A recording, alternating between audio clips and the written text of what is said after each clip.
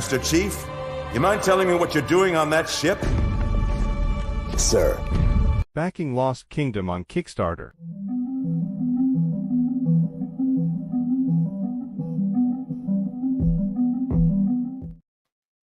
Hello, everybody. Welcome to the Friday Night Frenzy, the show where Wonder Bat was gonna be canon, but then Jared decided to join us, so it's no longer canon anymore.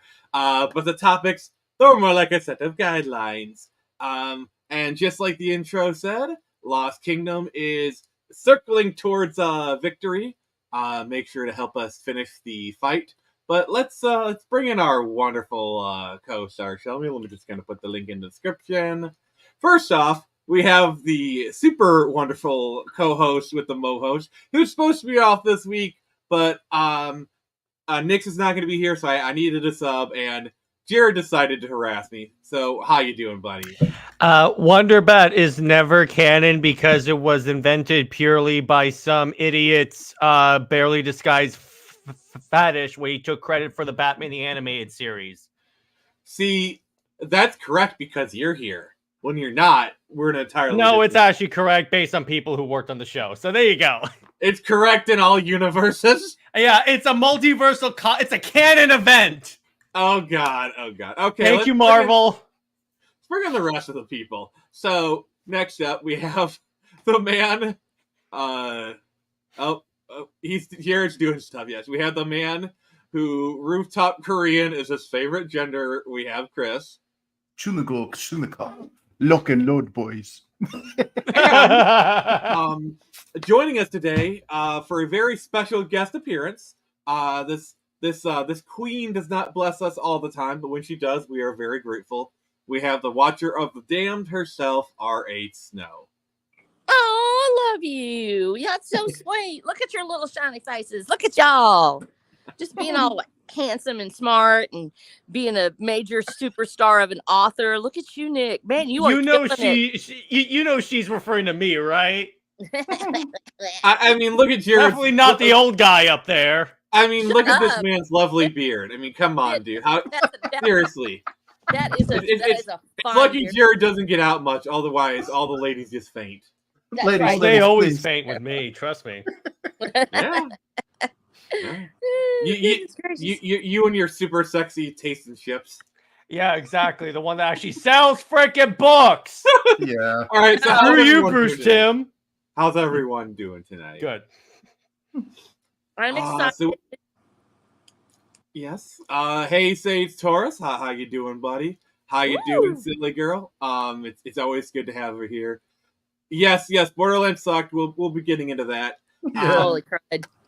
Oh God. So, but let's first off, let's get into the headlines. So we got a few small things, some serious stuff, but and a pretty hefty topic. But let's just get in. Human sacrifice, dogs and cats living together, fastest carrier.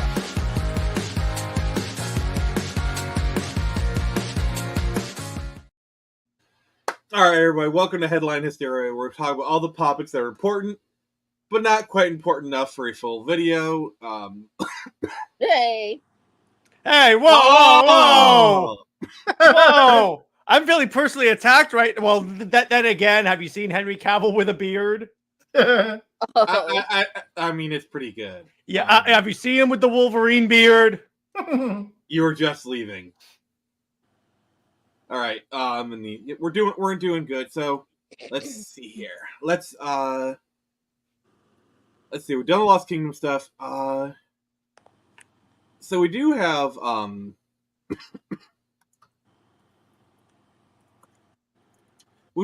very sad topic. So who here watched Pokemon, the original Pokemon? I have seen not all of it. I saw parts of it because I was an adult working. I had to sneak in and pretend it was for my kids. So I regret to inform everybody that the original voice actress for both Misty and Jessie, Rachel Lillis, has passed away at the age of 55. And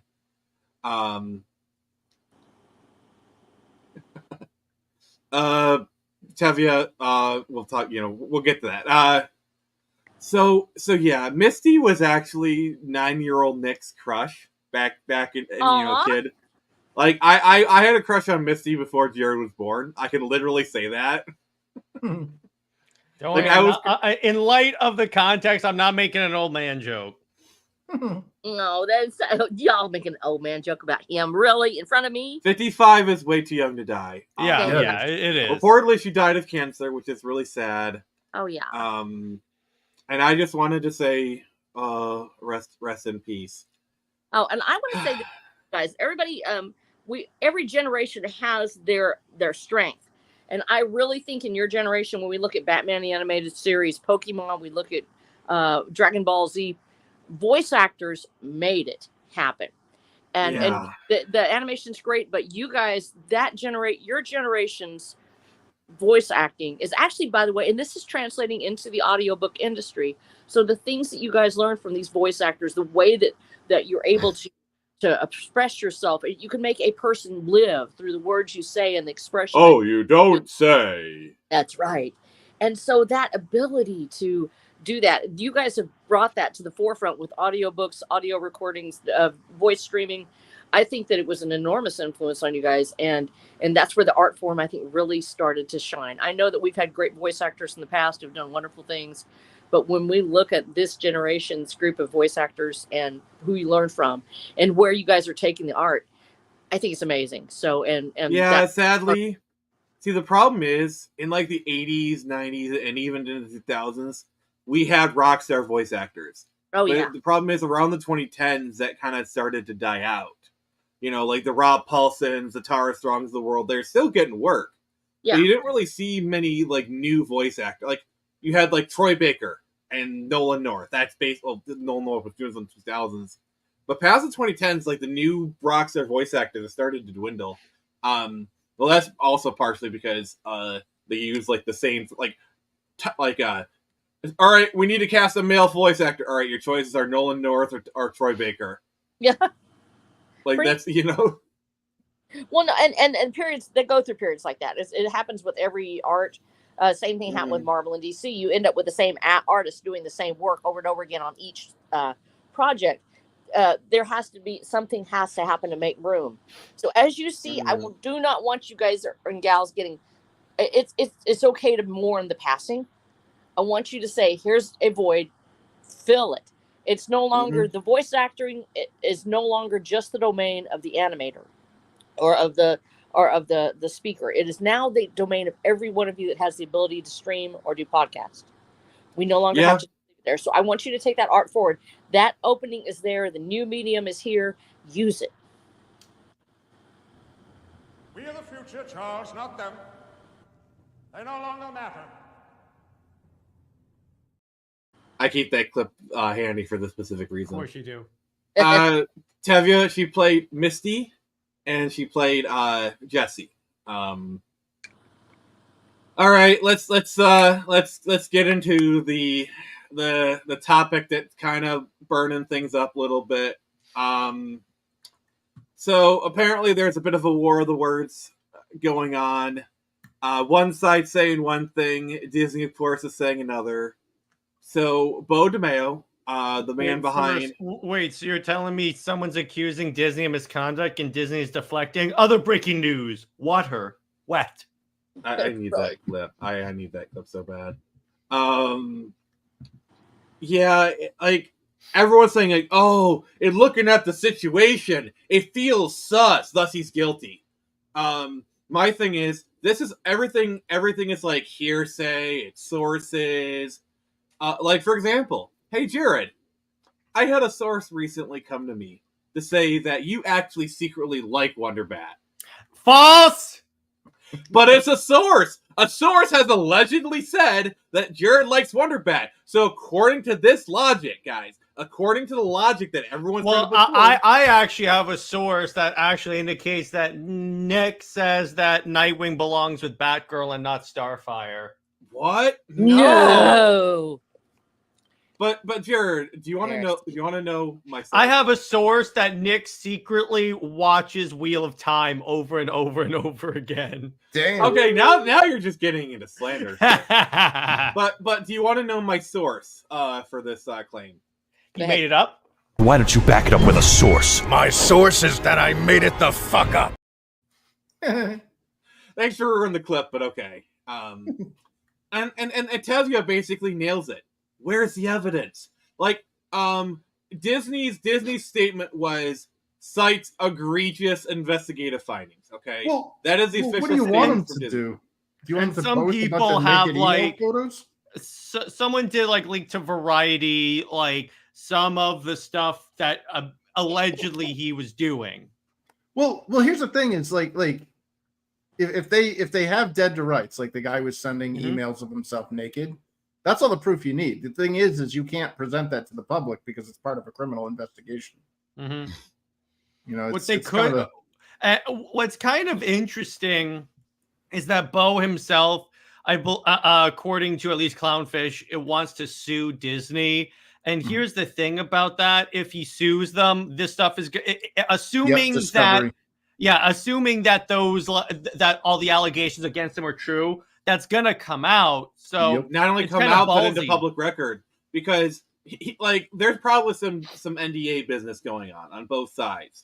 I'm willing to bet a large amount of money that's what's presenting stuff. Okay, and if Disney has this like great evidence for it, okay, like do you not think they would love? Like, do you don't think they would love? Like, oh yes, let's go to court. Let's put all this evidence into discovery. Let's put it into the public record.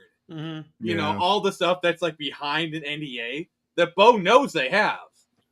So you want to talk about like sauce and speculation? That's my take on the matter. Now, Bo could just be talking about suing. If he never actually does it, then that's one thing. But I don't know. And here's the other thing. Like Coral has it right. I mean, is this like Disney is known for being very sus? Like, is this not the same Disney where a man lost his life at Disney, and when people try to do wrongful termination, but he signed up for Disney Plus, he lost his right to sue us. Well, or Alan Burnett, the guy who literally created half the lore for the Star Wars EU. It's like, oh, when we bought Lucasfilm, we didn't buy the contract, so we don't have to pay you royalties. Like, they are known for doing shady crap like this. Well, that's when you really talk about actually a toxic culture. It has nothing to do with masculine. It has to do with corporate. And here we're talking about a corporation that has virtually lived off of the suffering of minors and other young and people that were vulnerable to them. And so why are they releasing it is my real question. Now, this is, I said, some of y'all know that I'm actually in the legal assistance legal services industry, meaning that we do investigations, things like that. So I'm coming at this from a neutral standpoint. I'm with you on this, Nick. There should be a source, and that source should be impeccable if they're going to release information like this. And yes, actually, you can release, if it is not a minor that is involved, let's say that you're talking about criminal activity. Yes, you can say that there is, you can say there's a criminal investigation, but you can release the evidence about the suspect if the minor is not in the picture. You can release that, and you can say this is part of this unless there's a gag order on it. So in this case, you could literally say, okay, we have this stuff. This is the evidence that we have against. This is why we're doing what we're doing. So the question becomes, if they're not releasing it, then why? Because possibly there's things that are even worse that they have done. But this becomes a convenient method of doing it in a corporate climate that has already been very predatory against other people. Specifically, what is their reason with Bo? Why are they letting this out when they've obviously allowed other stuff to go on? That is not an excuse for Bo. And no, I do not. We've had, and this is me speaking as a firm, we will have people that come in and say, I've been falsely accused. We look at every case and we go, is this correct or is this not? Do I have a reasonable belief this person is innocent? You always should say that people are innocent until proven guilty. Well, when you're going to make statements like this, oh, I have a source and they say this thing. If you really have that evidence, you should put it out there, because you're doing this. Don't put out half of it and then tell me you have a source. Go ahead and give me that information, because they do it for everything else. We've got all kinds of garbage on the internet.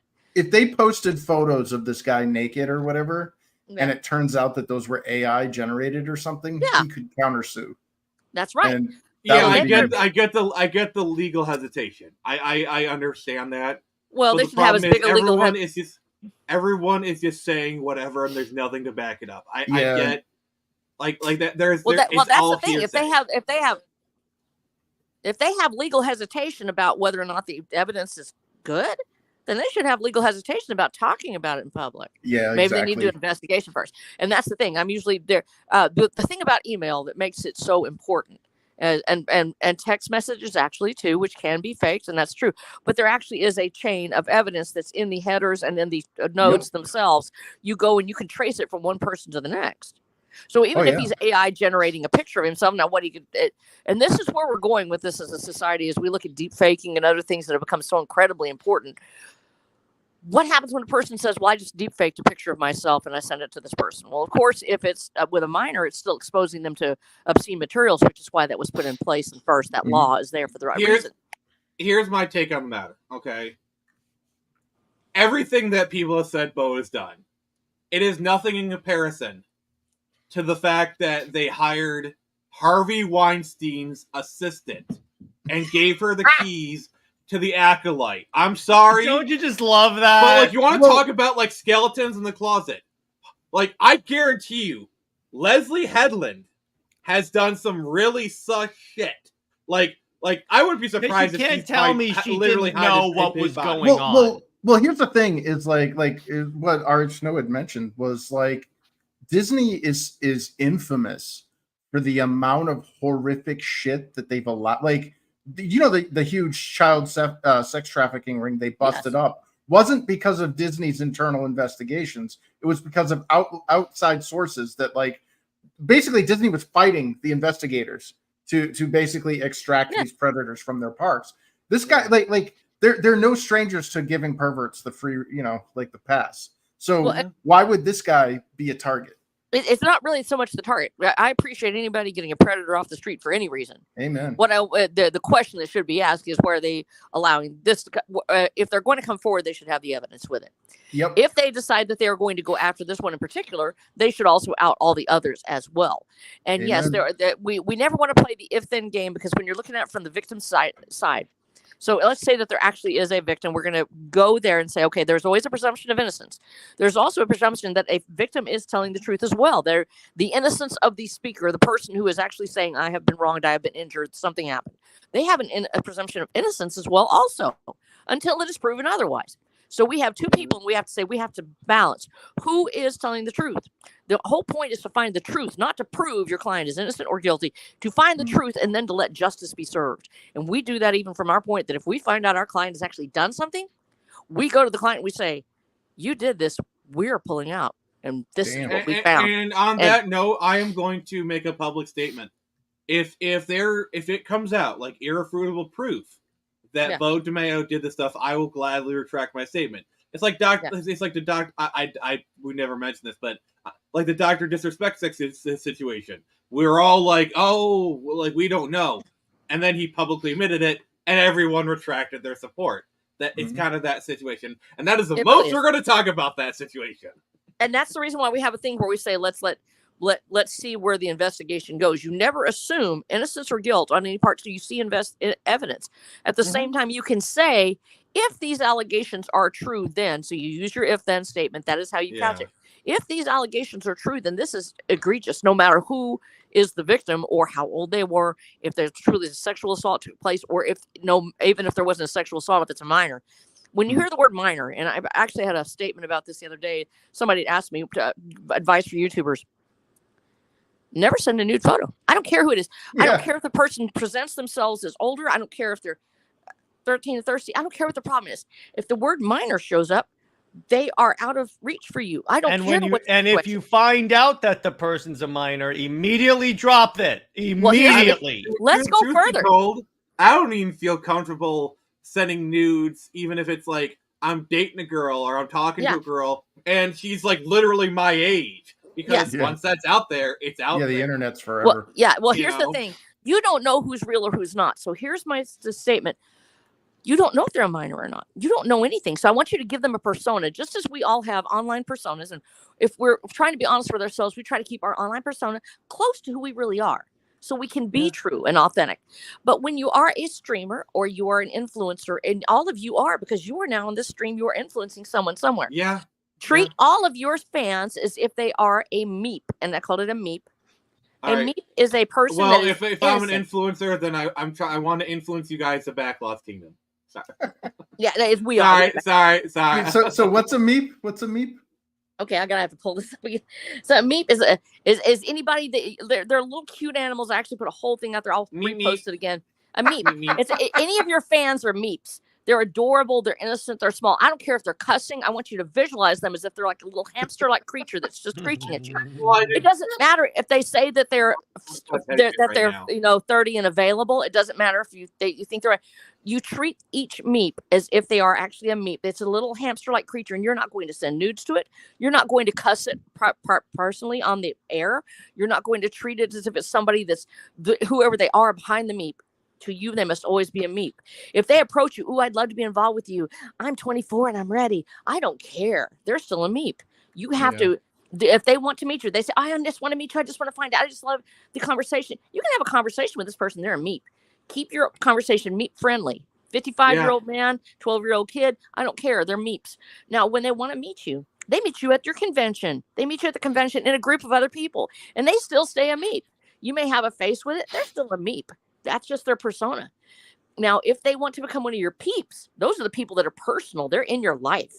They're actually peeps that are around you, that your friends. Jared, you're my peep. That's Nick right. is a very, very, very, very, very, very old peep. That's right. So what do you think I am? I'm twice Nick's age. So here we go. No, you're younger than me. No, I am not. So here we go. Your peeps, you keep close, and you have accountability with each of your peeps. Choose your peeps carefully. You watch them, and if they're having trouble, you go to each other and say, I don't know what's going on here. Teach them treat all their people as if they're meeps. You start spreading this culture of every fan that's given to you as a gift from God that is absolutely innocent and untouchable, and you cannot jack with that. And if they start sending stuff to you, you cut off contact. There's a thing called you don't answer. You don't answer that DM. You don't go back to it. You leave it away. And in fact, you will block them if they do it, and you'll say, I'm blocking you because you've sent me this thing. You have to do that. And yes, you may lose a chance at the love of a lifetime, but you say, if you want to meet me at the convention with the other people around you. And then if that person really does become part of your life and they become one of your peeps, now you're holding them accountable. They have to be the only peeps in your life should be consenting adults. I don't care if it's a friendship. I don't care if it is hey, let's go out for a hamburger. They all should be consenting adults, because whether you're a friend or a lover or just a good fan, they should all be consenting adults. Anybody else stays a peep, and they stay out of your personal circle. And you never let messages that are private go back and forth. If they come to you and they say, I'm just really lonely and I need a friend, you say, let's go to this. You should always have a place in mind where you can send them. You're not bringing them to you. You're sending them to someone else. I have done this over and over again online. People will come to me and they will be friends even. And they will say, I'm in a bad place. Oh, God, hardcore bunny. No. It's actually, this is a very different thing. When they come to me and they're like, I'm in this emotional place and they're a meep, I send them to someone that I know can actually help them. And I make sure that I have somebody to suggest. Treat your fans, everybody you come across, everybody you work with. Remember that they look like a human, but inside is a tiny little hamster-like creature. You are not allowed to touch that person. You are not allowed to approach them. My policy whenever I'm in a DM with like a quote unquote meep, I treat the conversation basically I like everything I say it with the assumption that it will be screenshotted and shown to people. Yes. So like I watch what I say. Anything I type is something that like I have to be comfortable. Like, okay, if they screenshot this and show this or even show it publicly, like, what will people say? So I'm very careful. With Jared, I'll tell him to fuck off all day long. Well, because he's a peep. And you're keeping each other, you've allowed each other into each other's circle, but you're also going to keep him accountable. If something's going on with him and he doesn't tell you, then you go, Jared, I love you, man. Certainly keeps me accountable, that's for sure. Yeah. But it's really hard because there will be friends that will betray your trust. They will do something stupid and wrong. You know what? You can be their friends, but you're not going to be their friends on air anymore. And you're going to tell them, I'm protecting my meeps. If you've made that bad of a decision, then it's better for my meeps and my peeps that you're not involved with the circle anymore. And you Jared be like, Nick, you talked about Wonderbat too much. I can't associate with you anymore. Oh, don't worry. I'm not a closed fan. I'm not gonna cut you off. For that. He is a generous God. Let's just say that. But Yes, let's move I on. reposted this. I reposted my Meep thing. It's right off the top of it, and the Meeps and the Peeps thing is all on there. I've actually made up a bunch of stuff for it. So yeah, it's on my front page. So you just link to that later, and you can look at it. And it has the whole thing on there. The Meeps actually stand for. Let's see if I can find it because it keeps on wanting to cut out. Meep, meep, meep, meep, meep, meep, meep.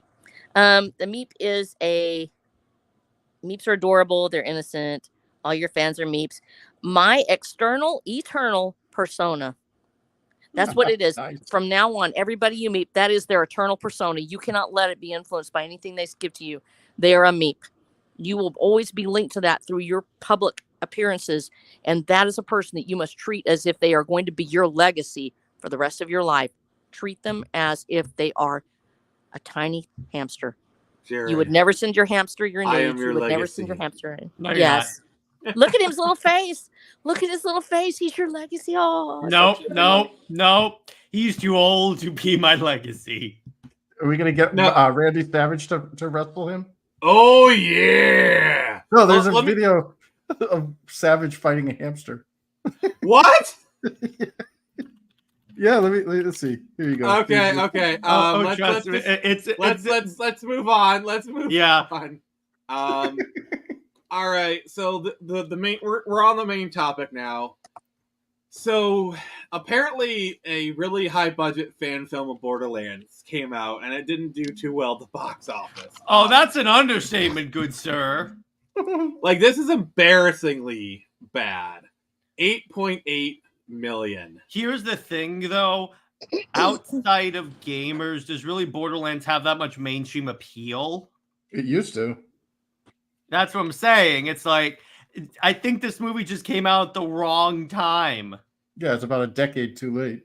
Mhm. Well, not only that, but the casting was like, why the frick would you hire a 50-year-old actress to play Lilith?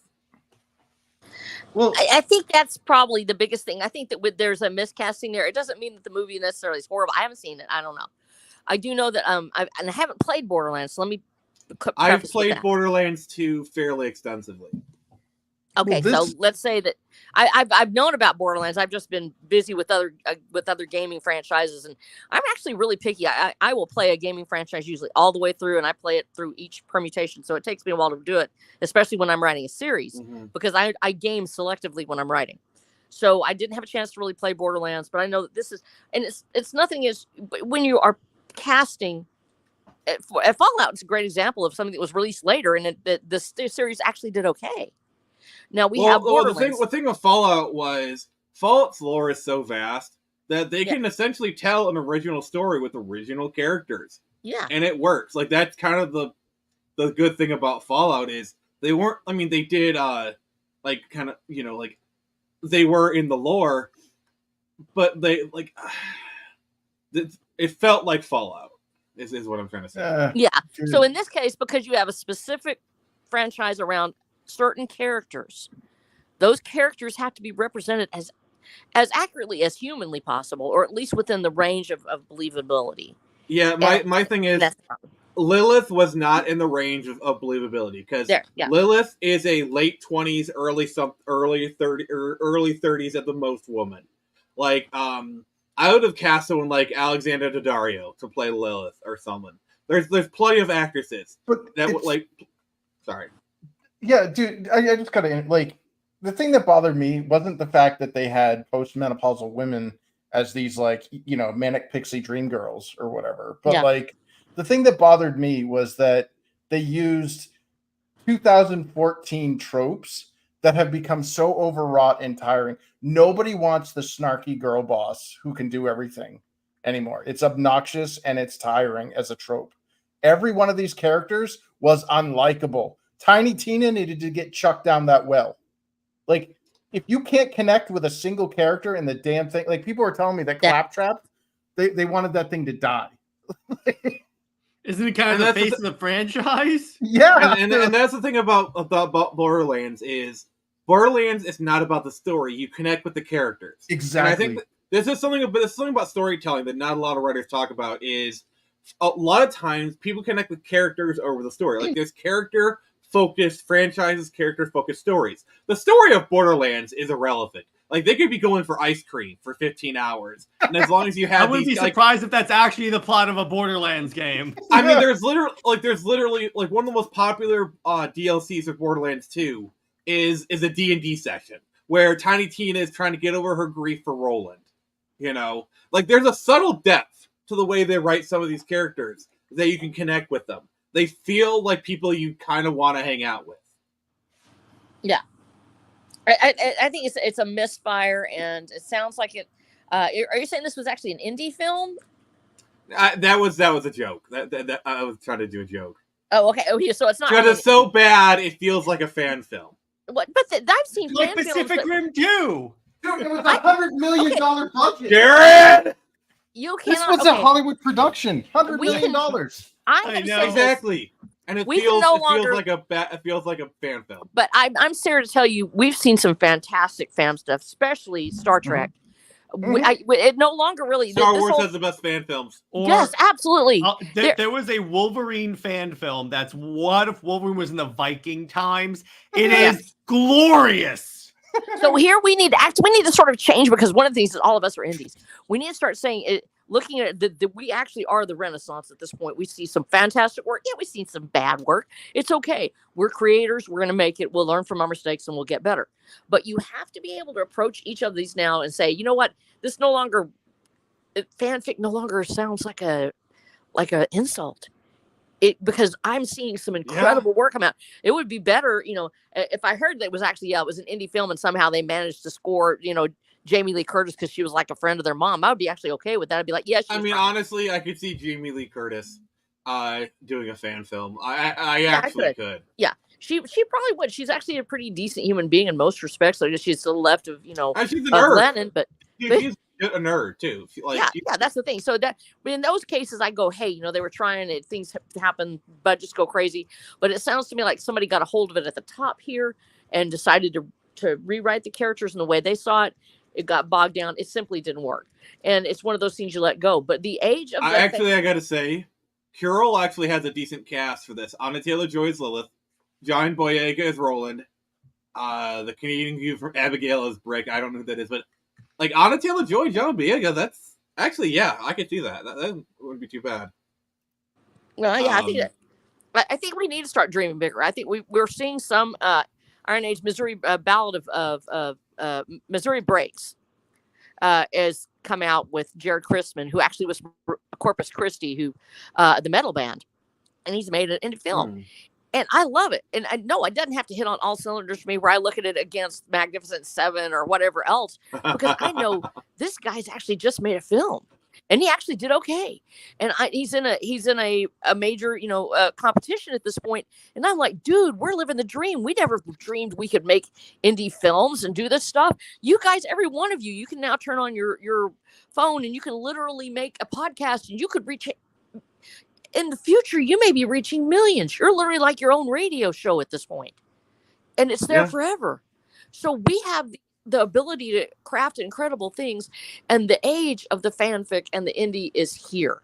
We need to start embracing it as a chance for real quality. And of course, with great responsibility, that's what we get. Speaking of great responsibility, the problem that I have, and this is kind of a harbinger of like when you know something is going to be bad, when they come and say, we didn't play the video games.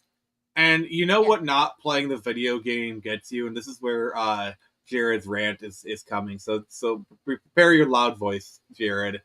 Is when you don't play the video games, you get Halo Season 1. And I'm going to solo Jared because he has 6 months of pent rage, like 2 years of pent rage ready to go. All right, so I had Season 1. I had high hopes for this, and I tried to remain positive. The cracks started to show when they have him take off his helmet in the first episode. And I'm sorry, but here's the thing: they also had a BS excuse. Because Pablo, Schreiber, whatever his name, I don't care. He went, well, is he? He basically said that like there's no rule like the Mandalorians where they have to keep his helmet on. I'm like, yeah, in universe that's right, but in terms of the fans, that is the rule. So then you get to Master Cheeks. Let me ask you guys a question. No, this is a little more egregious. So when you think of a Halo adaptation, how much action do you think should be in it? 100%. None. Well, okay. I want a romance. Stop. I want how a much romance action between Master Chief and Cortana. How much fighting? Nick, stop. Virtual. How much action scenes do you think you should have in this? At least 98%, and then that other like 2% is just him talking to Cortana lovingly. Okay, so check this out. In season 1, there were only 3 episodes with action of 10 episodes, and then it gets worse. Each of those action scenes was roughly about 10 minutes. So in essentially a 9-hour movie, there is 30 minutes of action. It should be all fighting. Yeah, and I'm like, I get what you're going for because yes, as someone that has read the lore, it's not all like straight up we're gonna go run through a Covenant armada, but it kind of is. So then what they did is to explain like all the weird choices. They're like, okay, it takes place in an alternate timeline, the Silver timeline, because it would interfere with the story we wanted to tell. And I'm like, then don't adapt Halo to your freaking story. But anyway, then what broke me, and here's the sad part. I watched it with a buddy of mine who is just as big into Halo as I am. Mm-hmm. And he... from the very first episode, I kid you, so an event happens in the second to last episode that he called from the first episode. Oh, They make Cortana watch. Yeah, so the Chief has a sexual relationship with a Covenant spy that he literally just met.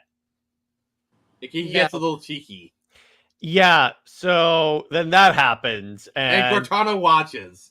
No. And, yeah, they have Cortana watch. And the sad part is that they changed the lore, so she's actually embedded in his brain. So there's a good chance she could feel everything too.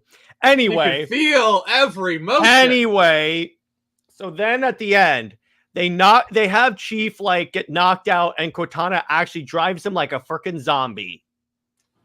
This doesn't work. So then they get into. So then here was my red flag. A week before the show comes out, the showrunners walk away from the project.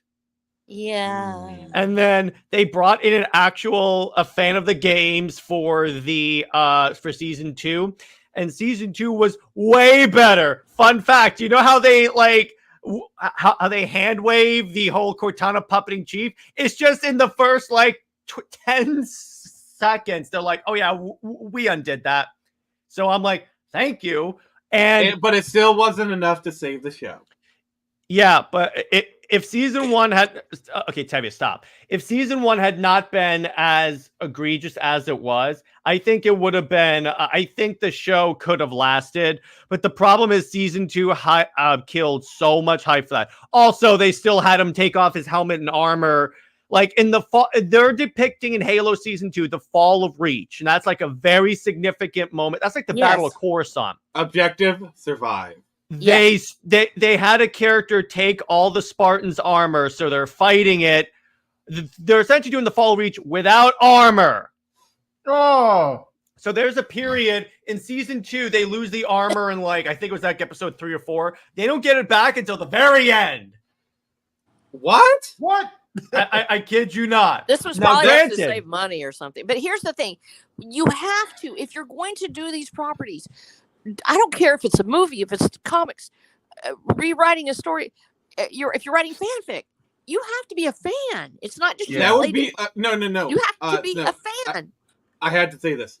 Jared, what you just said, that sounds like doing a high-budget Batman movie where Batman is only in the movie for 20 minutes. Oh, wait. So But I will I'm say, referencing Dark Knight Rises, by the way, for those who don't know. oh yeah, Dark Knight Rises, that long ass Batman movie. is only in Batman: The Dark Knight Rises for 20 minutes. Now, If I they will say, wanted to though, do a Halo series, though, they could have done what they did with Forward Unto Dawn. yeah. You know. So for those of you that don't know, so what they did in the Halo 4 and 5 time, what they did is they released like these little short, like 10-minute episodes or so in the lead up to the game's release, which is like explaining like some of the backstory of the characters, and they combined it for a movie. That it's legit, like it's low, it's relatively low budget, but still, it is superb. So they've done that, they've nailed it before. And here's the sad part: everything from the costumes, and when they do get action scenes, they are freaking perb. Yeah, they're scary, man. Yeah, here's the thing. What I liked about this, and the show got a little bit of flack for this, how slow the flood infection happens, but it's actually backed up in the lore. They treat it like an actual horror thing. Like you actually see the tentacles start like bursting out of people, and I'm like, oh my god. Jared, Cool. I think there's something you need to recommend to Tevya right now. Look at the comment. Like, I don't get why I didn't give us a good. There is Halo Legends. Fall of Reach. The problem with that, Legends. What about the DVD thing? well, not only that, the problem with Halo 4, the Halo Fall of Reach. So it's adapting a book called The Fall of Reach that basically is like the origin of the Spartans and then the actual event. The problem with the adaptation is it only adapts the first half of the book that has nothing to do with the Fall of Reach. So they're like, the first half of the book. And I'm like, will there be a part 2 where you actually show the actual Fall of Reach? No. And I'm like, what the hell, guys? Yeah, it's almost like doing it's almost like having the rights to Lord of the Rings, but spending $1 billion and basing your entire series on 20 pages of a 1,000-page book. Well, I got and the appendices, no less. They literally have. Let me say this: I loved Eric Nyland's books. Read all of them. I played extent. I just played Halo 1 and 2. I did not play the rest because I didn't have a console and it couldn't go, and I didn't care. I'm the best one. What I had, I was fine. Yeah. Yes. And so I read all of the Nyland books. And I could have just simply gone back to the that well of those stories and of the other fanfics. Why didn't they do that? Why didn't they go literally into the other thing? Some of the best writing is from those books. The other thing, here's the thing. I watched an Act Man a video where he reviewed the Halo show and says, here's what they could have done. All right. They literally could have taken Halo 1 and made each episode is one of the missions in the game, or just adapt the Flood book, which is pretty much the novelization of Halo 1. Just do that. That's all you have to do. See, that's a problem with like adapting Halo as opposed to other video games, because like a lot of video games don't have much lore to them.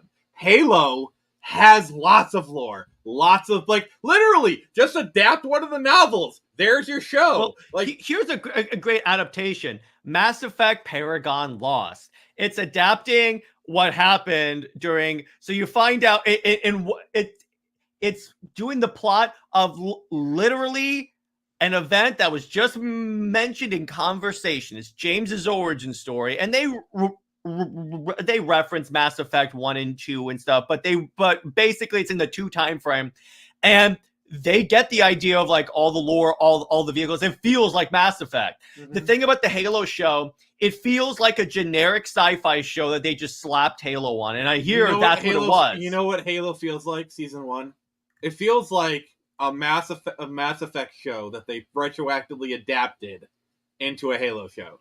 Well, that's the problem with trying to make Effect, Nick. Don't insult Mass Effect. Here's the thing though about trying to adapt a Halo video game into a show. Master Chief makes a terrible passive audience character. Not true. If you adopt the book, you can do that.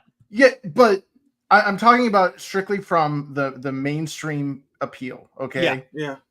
If there's a reason why Dr. Watson exists in the Sherlock Holmes universe, he's your ground level person observing the Ubermensch. They should have made a series like you had just mentioned with the Mass Effect, an offshoot in the Halo universe. That way, if they bastardized anything, it wouldn't have affected the main timeline, so you wouldn't have gotten any of the hardcore fans backlash. Yeah. And if you showed exactly like what they did in Forward Unto Dawn, where they followed other characters, and you see from their ground level perspective, I agree. I agree. That. That's why Forward Unto Dawn worked. It's because you see the Halo universe from a grunt's perspective, and then you see Master when Chief showed from up, someone else's perspective, and then when Chief shows up, you see him from the grunt's perspective, like he's this mythical superhero. Tall. They literally could have just taken any other Spartan, because anyone that's read the Nylon books, to my point, is that there were so many other Spartans they could have adapted and done literally exactly what they did in the show, and it would have been fine. Okay, but here's the thing. So let's say that we go there. You could have taken anything from Red versus Blue and delivered it. A live action Red versus Blue. Would have been insane. I would have watched that all day. Here's the other thing that I don't, and maybe they did do it. Season 1 is just Blood Gulch. The Blood Gulch. It is. It's just Blood Gulch. It is fantastic. So here's the thing. If they Jared would watch that in a heartbeat. Let's say that they wanted to tap into, if they wanted to watch, and you actually want to watch John instead, you want to watch him like we do. We see him for first. Why not do it from Cortana's perspective? That would have been cool. That would have been absolutely freaking insane, because here you have Cortana, who obviously is in love with John. You could have all of that drama and everything from inside of her, but she's watching the man she loves, that she actually has him more than anybody ever as well. The other thing they could have done is they could have had it where it follows a Marine or like an ODST or like someone, but then he does and the whole movie is him on an operation with Master Chief, and then you see Chief from the grunt's perspective, because that is a fascinating perspective to tell a story from. So okay, if they ever do a Halo animated series, this is how the first act should end. Master Chief, you mind telling me what you're doing on that ship? Sir. Backing Lost Kingdom on Kickstarter.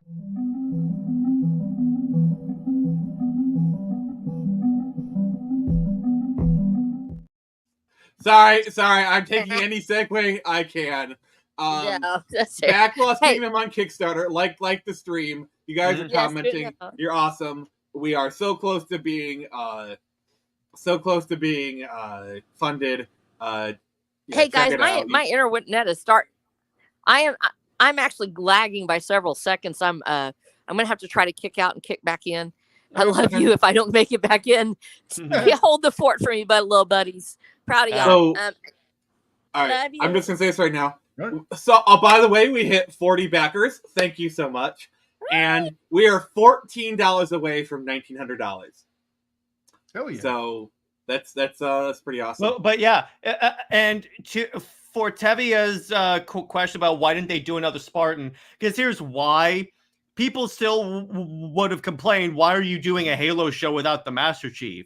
But still, you could have said, we wanted to tell a story in another corner of the Halo universe. Because, again, you have books upon books upon books of source material of fantastic stories you could have told. And I think that's a big reason why Fallout worked. Because they didn't have to tell a story of the Lone Wanderer. They didn't have to tell a story of the Courier. Like they were like the writers were able to create their own character, their own like story, and I personally think they were very like, it was good enough. Like the world was kind of good enough. Like it felt like they made an honest attempt. Like I know it's not perfect, and I know some people don't like Fallout, but I feel like with the Fallout TV show, they honestly tried to do the best they could. They weren't being malicious with it. I could see agendas oozing in. Like fair enough. I like the actors. Like I think okie dokie. Here's the thing, Chris. But I'm gonna push back on that a little bit, because here's the point I want to make. Because I think you would agree, we've spent like the past many years having this stuff forced down our throats, correct? Mm-hmm. Okay, so I think, to a certain degree, and this was my problem with like a lot of the other anti-woke channels there, is that then they start identifying everything as woke. No, this isn't a matter of me like being hypersensitive. Mm-hmm. I have standards, and when people push communism as good and capitalism as bad, you lose me. Like you're Yeah, done. You're out. I see. And I that's see. what Fallout That did. works. And I'm like, you're done. And the thing is, I will agree with Chris on this, because even if you actually play the games themselves are actually very anti-communist. Yep. Or it's like remember in Ant-Man and Quantumania where he goes, they call it socialism, but it's actually a good thing. Yeah. I'm tired of that. Like I have developed, like, I'm not anti-woke. I don't grift. I don't have a channel that's like Star Wars Acolyte sucks. Now here's my 9-part. There are a lot of reasons why Star Wars Acolyte well, sucks. Yeah. I'm sorry, Jared. I'm sorry, Chris, but well, here's the thing. Everyone says Star Wars sucks, but nobody does anything about it. You know what I did? I did something about it. Back Lost King. I'm sorry. I'm taking every segue I can. Oh man. Hey, when I'm making $1 million, you'll think.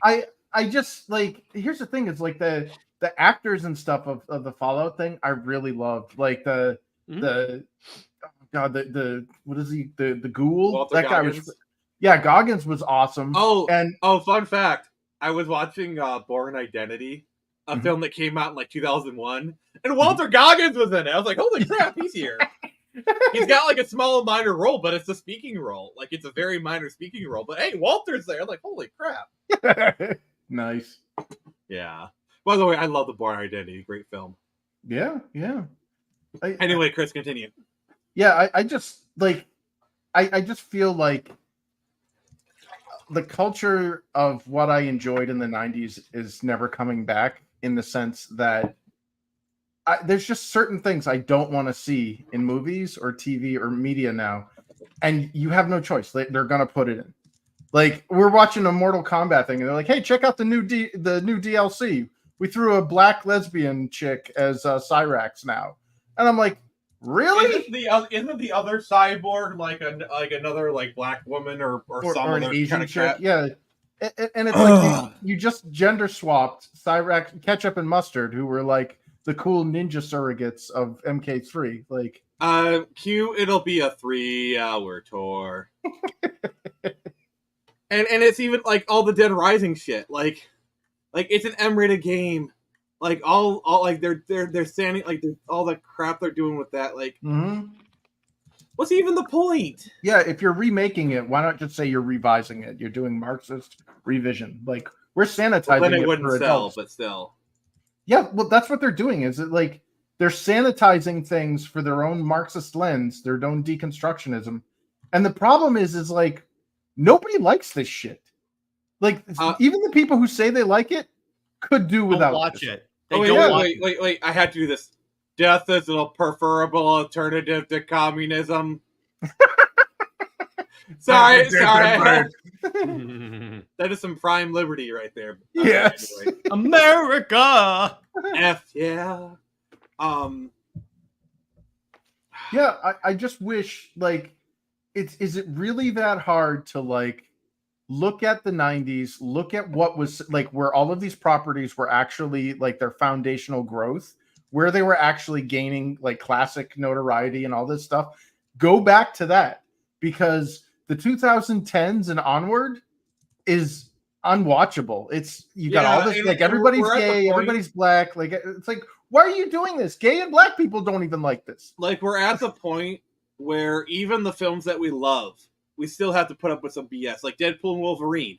I love that movie. It's like a 9.5 out of 10. But even that has some bull crap with it. Or Deadpool 2, you know? Like, do I like the actress they made Domino with? Yeah. Like, they don't concentrate on a race. She's a good actress. But it's still a race swap. Yeah, it's not Domino. As long as you don't make it about the race, because that's my big problem with race swaps, is that then the race that character is, or like the gender or the sexuality in any of these swaps, becomes that character's whole identity. As in the case of Iceman.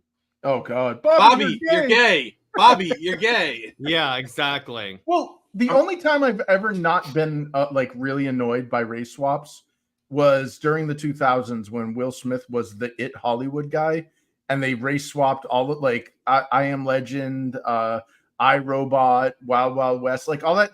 But for me, it wasn't that they were putting a black guy in there to like, get rid of a white person. They were putting in Will Smith, and Will Smith would have put butts in seats. So it made sense to me from a business perspective. Well, like in Suicide Squad, where he was playing Deadshot. Deadshot at the time is a white guy. Yep. Yeah. It like people will go and see the movie because of him. I actually think he was a good Deadshot. I'm sorry. Oh, he was awesome. And by the way, Tevia, what about the Alien versus Predator movie? Alien Romulus, I heard, has been getting mixed reviews. I'm sorry, I'm not an Alien fan. I'm still gonna watch. I actually hear it's pretty good. All right, cool, but it's not my thing. It was hilarious. It's one of the most hilarious. Oh, there's something chasing us. Let's go. Let's run straight forward and let it roll us over. Now we have this super advanced mapping software that we literally demonstrate with those putt balls. Let's get lost. Yeah. Or Alien Covenant. This is when the movie lost me. Yeah, go ahead. Put your head over this obviously sus thing that just opened up because the creepy ass AI is telling you to. Yeah. That he's obviously trying to trap you. Run. Yeah, I mean, you got that in like the first movie, like the alien egg is opening up, which like. Also, like when you if you go back and watch Alien, those like the sexual aspect of those movies are really off-putting. Like the eggs are kind of like a lady part. Well, even on that, it makes sense that he would like act stupid and put the his head over the egg because here's why I excuse that and not Alien Covenant. In Alien, you don't have a creepy ass AI telling you to do that. Yeah. That's it. Because technically, these movies came out in the 2000s. Honestly, one of them. I just wish we'd go back to the Predator, where autism somehow is a superpower. The Predators want autism. Understand Predator tech. The Predators want to get autism. That is the plot of the movie. I'm sorry. I say that as an autistic person, and I can neither confirm nor deny that I have superpowers. And by the way, when you look at the plot with the original plot of that third act, it's way better. Like they're going to team up with Predators who ride on tanks. Apparently, at one point they wanted Arnold to come back as Dutch. Yeah. Okay. Nice. So there's a scene at the end when like the pod. Yes, Dave. I know who. Yeah, exactly. So at the end of so this whole movie, these predators are trying to keep a pod away from the super predator. So the humans get it. And it opens up, and it's essentially a Predator Iron Man suit. But there were three options of who was going to be in there. Number one is Dutch, which that kind of would work. Ellen Ripley, even though she's in the future. And number two, Newt. Also, she's from the future. They've transported. I don't know. They've never done time travel in Aliens, as far as I know. So how are you going to do that? Like they've done cryostasis and transported to the future, but not going back. Not going backwards. That's a very different story right there. I don't think Newt would have worked because the average audience doesn't know who Newt is. Yeah. If you had, even if you just had Sigourney Weaver just show up and don't even identify her as Ripley, that would have worked. Like they would have recognized her as Ripley. But that would have been too jarring because I feel like the average person doesn't understand the two. Also, here's the only reason the two universes are connected is because of the comic. So they've been doing the comics and they solidified it in Predator 2 because in Predator 2 they put the Xenomorph skull in the Predator ship as kind of a call out. You know what's the sad sad what part? solidified the connection in. When Marvel did Predator versus Wolverine, which is dope as hell, by the way. So Chris. What they did with Predator Wolverine is they retconned it where throughout Wolverine's life, he's being hunted by a singular predator. Oh, damn. Like throughout. And it's bloody as hell. Like there's one thing. So you know how the predators have that acid thing they pour on everyone? They pour it on Wolverine and all that's left is his skeleton. So the predator brings him back. Wolverine regenerates his skin and then it gets off. But anyway, the thing about it, the sad part is that when you see the predator ship, you don't see an alien skull. And here's why it makes no sense.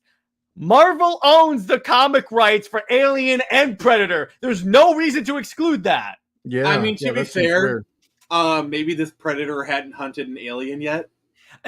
According to Predator lore, that's their final initiation before becoming full-fledged hunters. You have to kill a xenomorph. Yeah, I think it's a xenomorph, and isn't it like to go up the ranks, you have to like clear out like alien nests or something? You have to clean out hives, but the point is to graduate to full-fledged predator, you have to actually like be the dude that you have to slay a xenomorph. Yeah, I do love like the whole lore of Alien Predators. So badass. And also, by the way, here's a good example of a movie that kind of did the gender stuff but did it well. Prey. Oh, the Native Americans. Actually, you want to know a film that did a gender swap well and nobody even talks about it? What? Alien. Oh yeah, the original Alien. Because I don't know if you knew, Jared. Originally, Star Beast, which is the original name, it was written to be a man, but they kind of threw in there like all characters could be male or female.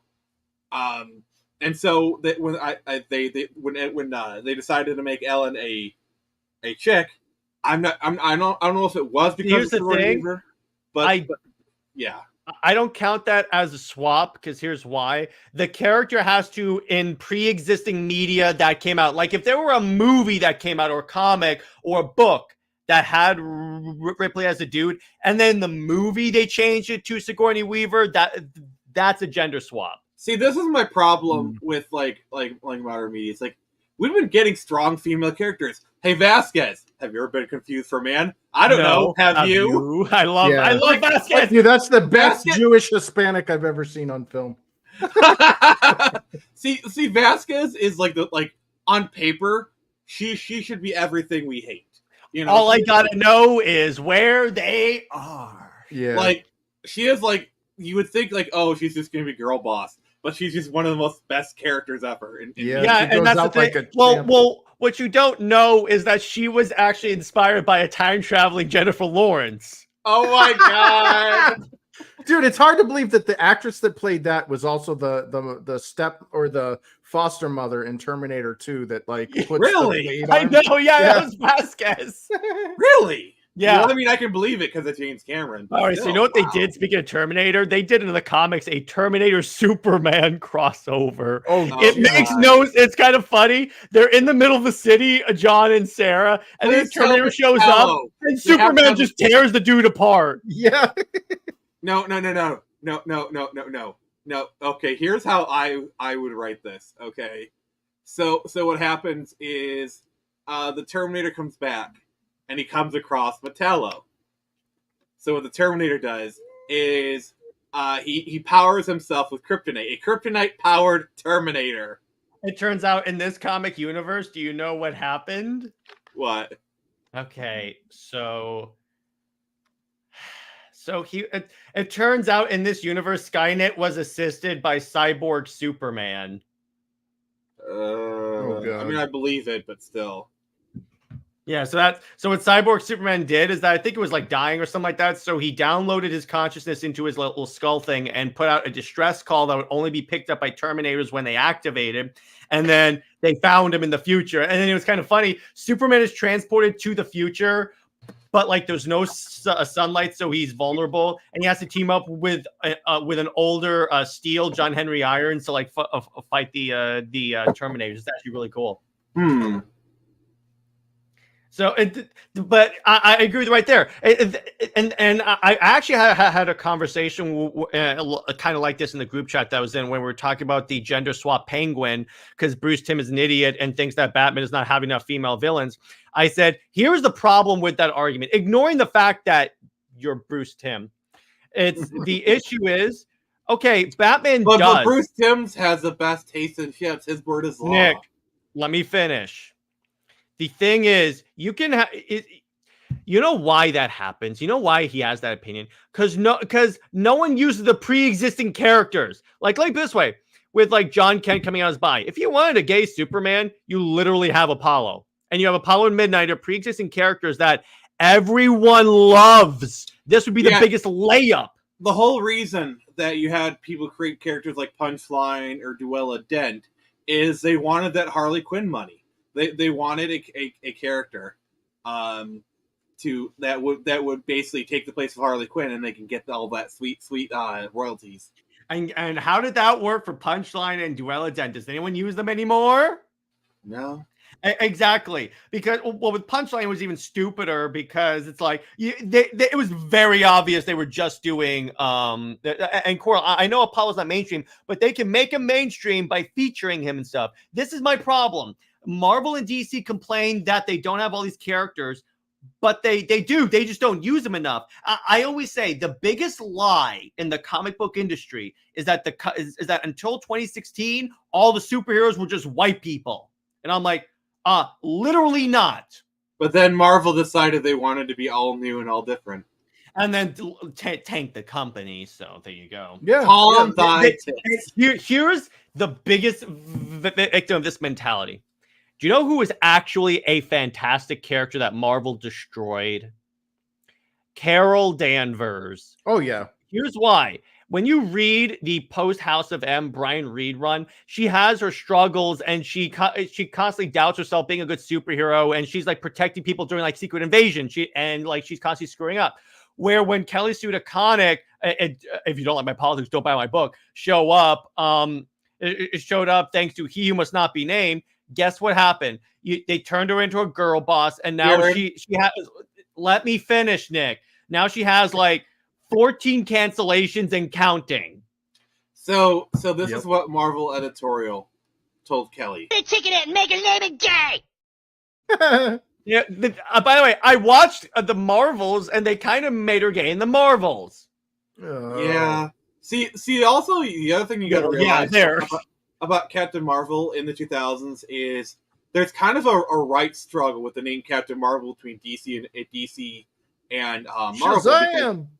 Because if Marvel does not use that name, then DC can swoop in and start calling Shazam Captain Marvel again. Because DC has the legal precedent for that name. Because like Captain Marvel dates back to the 40s. Well, here's what you simply do. You ready? So the reason why they will never cancel Captain Marvel is to retain. It's a rights retainer. That's all it is. It's actually the same thing with Wonder Woman. As a matter of fact, the reason why they like won't cancel the comic outright is because they're legally obligated to keep the character in publication. Otherwise, they lose the rights to the Marston. By the way, so here's the greatest example of a butchered character in one image. I'm going to give you one image. Oh God, that is going to demonstrate to you the utter BSery. This is what Carol Danvers used to look like. Oh, I know what you're going to post. The black with the yellow lightning bolt. Look at this. This is perfection. That's Carol. That is that's my girl right there. She is my Wonder Woman of Marvel, and they destroyed her because that's yeah. They need to reveal Carol Danvers replaced by a deep cover scroll and give us back. Yeah, that's the way I would do it. And now here's what she looks like now. Yeah, she's got the mental illness 14-year-old boy's haircut. Did you see where apparently Marvel was not checking the art and they gave her a pig nose? Well, do you remember when they turned Samuel L. Jackson's character into a chimpanzee? And they turned the black man into a chimpanzee. That's not making it look bad at all, Marvel. Dude, yeah, Marvel was doing. I think it was Marvel. Somebody was doing it where they had Mace Windu, and they literally drew Samuel L. Jackson's character as a chimpanzee. What? Yeah, well, I was like, that is the most racist thing I've ever seen in my life. Well, actually, you know what's the most racist thing Marvel ever did that I ever saw? Remember the by Odin's Fade? Oh my god! Oh god! Miles Morales is everyone.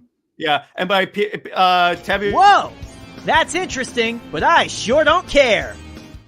Yeah, Tevye says, well, what about Kamala Khan as Marvel? Here's the problem with that. By the way, she's way better in the show. I'll give you that. And honestly, she's the best part of the movie. And here's the thing. So she showed up. So when she first showed up as a character, she was actually very popular because she was like essentially going back to that Peter Parker. He was more the audience view character through we could see the Marvel universe because she was a fan of superheroes.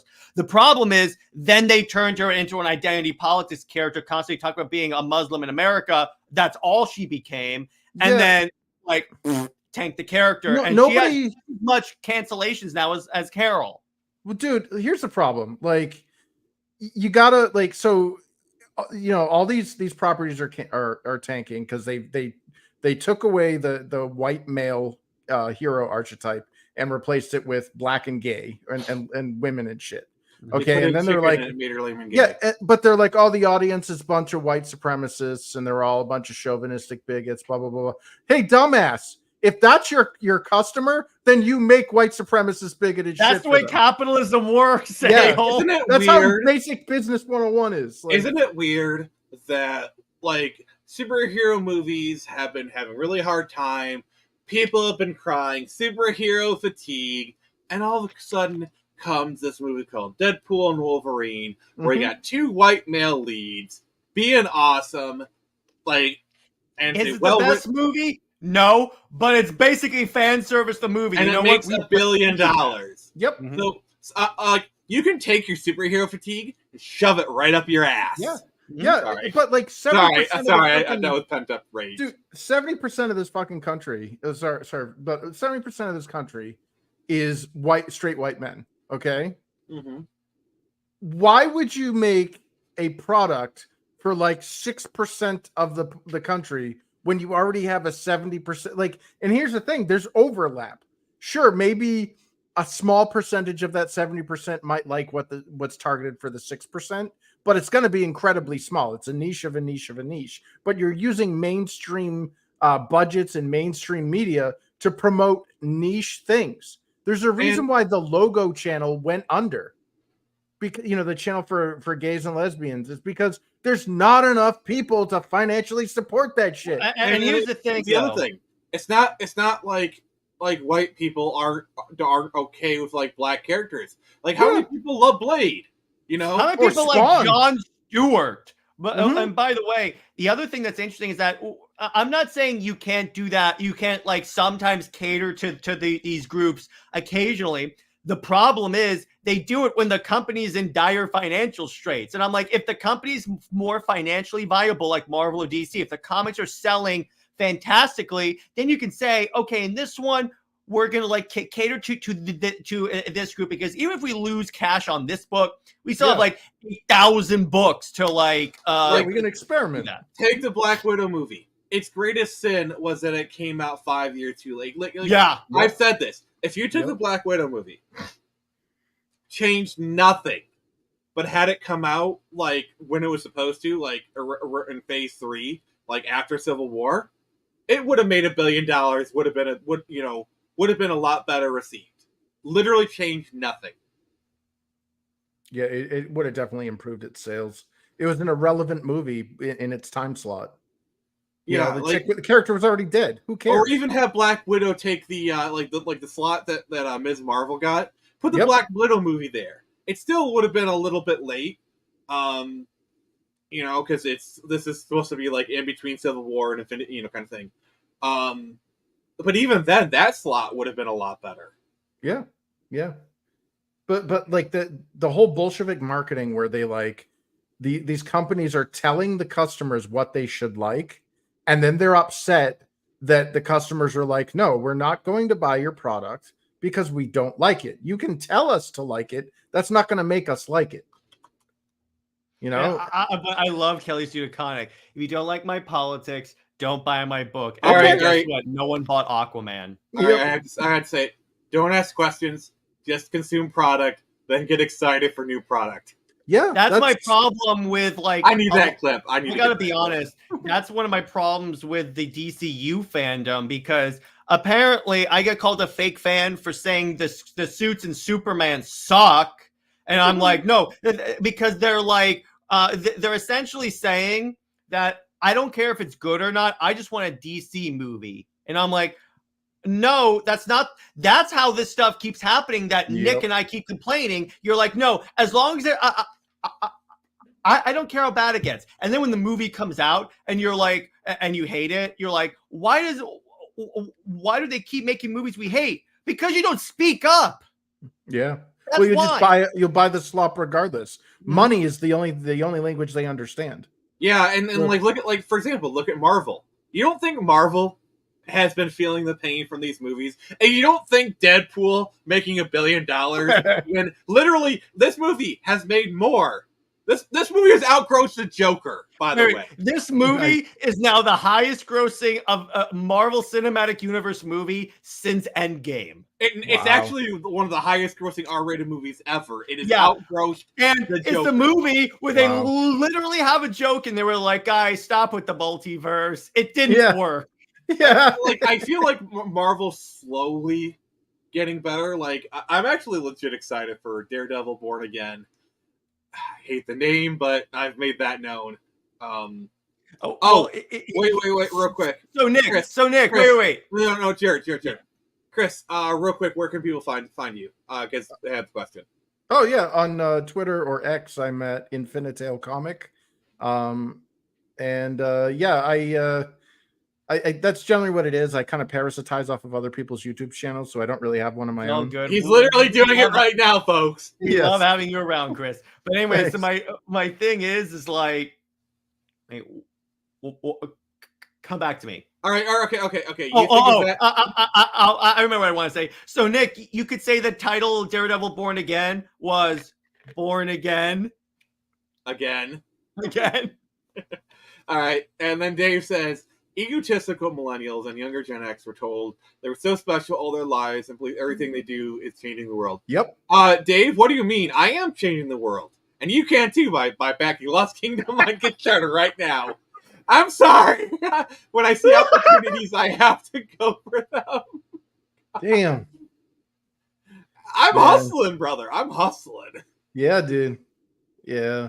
I know. I got to start hustling out my trailer shit too sometime. Hey, you make better stuff than I do. So hey, you're doing.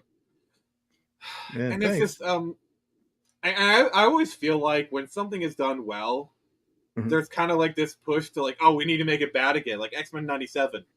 Like, for example, the fact that they're doing the Grant Morrison suits. Like, I was thinking about it. Like, it's not X-Men '97 anymore. It's just a generic X-Men show now. Because the Grant, that's like, a good point. Because the X-Men, like the suits of X-Men '97 are the Jim Lee suits. So, the X-Men '97 started in '92. The Grant Morrison suits, like for example, the Grant Morrison suits were used in X-Men First Class. Okay, so you're talking about two different eras of X-Men. Here's the thing: they're actually the Frank Quitely suits because he's the one who designed them. I just want to bring that out. We're going to call it Grant Morrison because. But here's the thing, though. I could see why they went in that direction because the overall plot of the season is a Grant Morrison plot from that run. But once they change suits, it's no longer X-Men '97. You're basically making this a generic X-Men show now, especially now that Bo's gone. Like love him or hate him, like I don't care. Like we could even if he did do that stuff, you can't argue he made a good season of X-Men '97. Yeah, exactly. And it's kind of funny. And Clownfish said this in his video. He said Bo DeMayo understood the X-Men more than Marvel Comics did. Yeah. No way. But the other thing is, that's a Sony thing. Sony keeps I think a lot of the proceeds from their movies. Yeah, it's not X-Men. It's the show is kind of sold as nostalgia from that era of X-Men. So if you're gonna move beyond it, what's even the point? Well, again, I made my piece of it when the plot again. As soon as I see Genosha get nuked, I'm like, that is literally the first arc. I know because I just read it. Yeah, but it's still there. It's like they're doing the same. Well, but here's the thing, Nick. X-Men '97 was doing the storylines from that period up to modern day. In this one, the original X-Men show, this one was doing a lot of modern X-Men stories. So in a way, you could say the plots weren't X-Men weren't the original '90s cartoon either. But it still had the feel of it. Like the costumes are a big part of it, and I fear as things go on, like What if they change wait. the opening theme?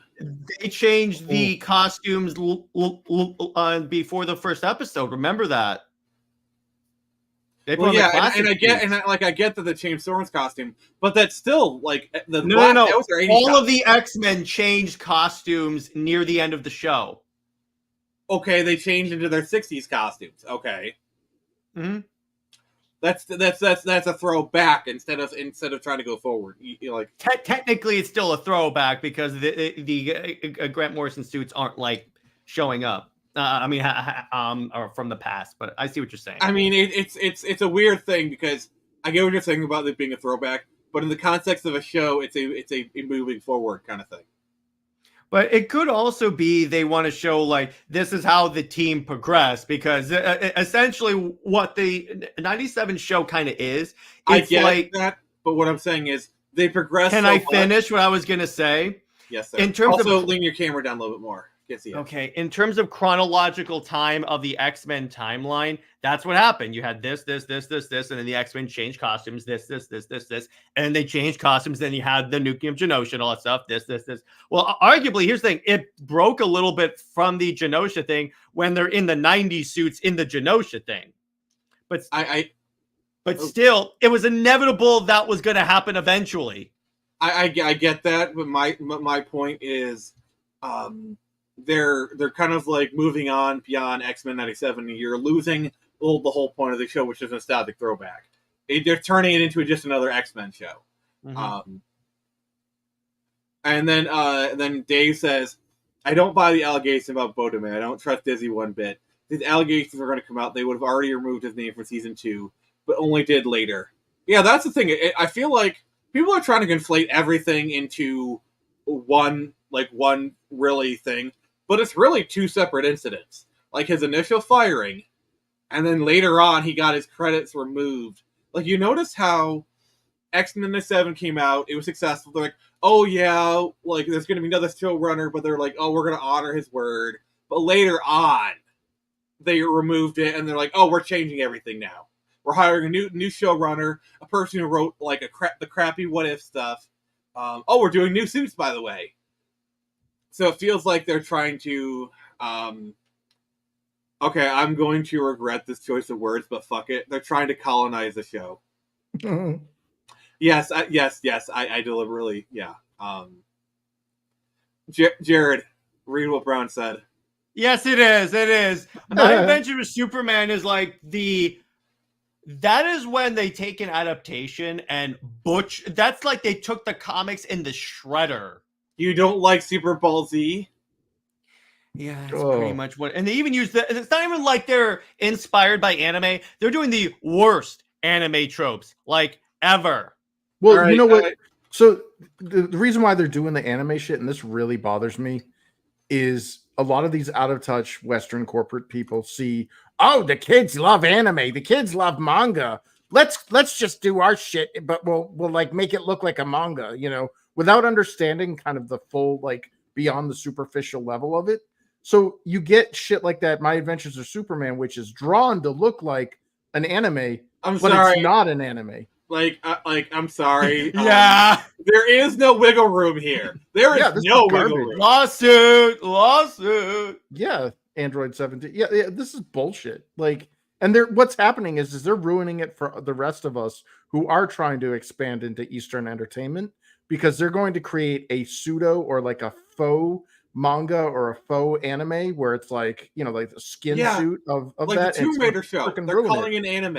They're calling it an anime. Like, and they're like, oh, but does it really matter what these, like, yes, it matters, because you are deliberately using the term anime because you want to glomp onto that stuff. Like, I'll call Edge Runners anime because it was made by an animation. Like, yes, CDPR had input. CDPR may have like helped write the scripts, but it was made by an animation studio. It was directed. The story, it has anime all over it. Edge Runners is anime. Yep. Well, look at that High Guardian Spice shit where Crunchyroll stole subscription fees or used the subscription to build their own pseudo Western anime thing, and it was just awful like Cartoon Network feminist rainbow crap. It was like the worst Cal Art slop you could imagine. And they're like, oh, it's anime. It's like, no, you're now ruining the anime Weren't they genre. using like PNG bread or something, like a PNG of a bread? Or something? It was stupid. Like I saw about 5 minutes of it and it hurt me. Like I could feel my brain cells like jumping off a cliff. Yeah, that thing crashed and burned. Just, like honestly, like Chris, who would have thought that like Korea is the bastion of baseness? Yeah, I know. Korea is like they're putting out banger after banger game. Chris, I just want to say thank you. I just want to say thank you to your country for single-handedly saving video games. Kamsahamnida. Thank you, Korea. Like Stellar Blade, and the stuff with Black Myth Wukong. Like, have you heard about like some of the? Oh yeah, IGN gave it a 10 out of 10 in China and like an 8 out of 10 in America.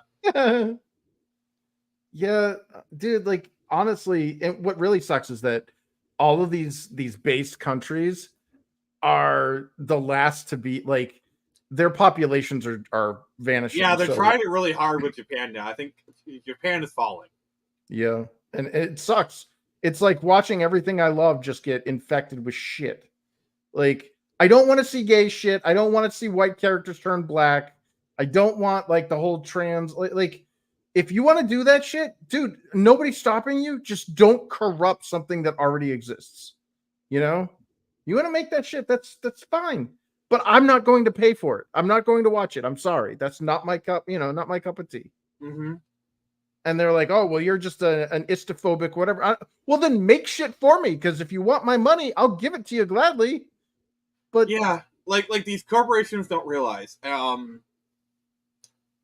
I literally on my computer, I have 200 gigabytes of games. Chris has like 10 times terabytes. Yeah, I have more games than it literally on my computer that I could ever play in my lifetime.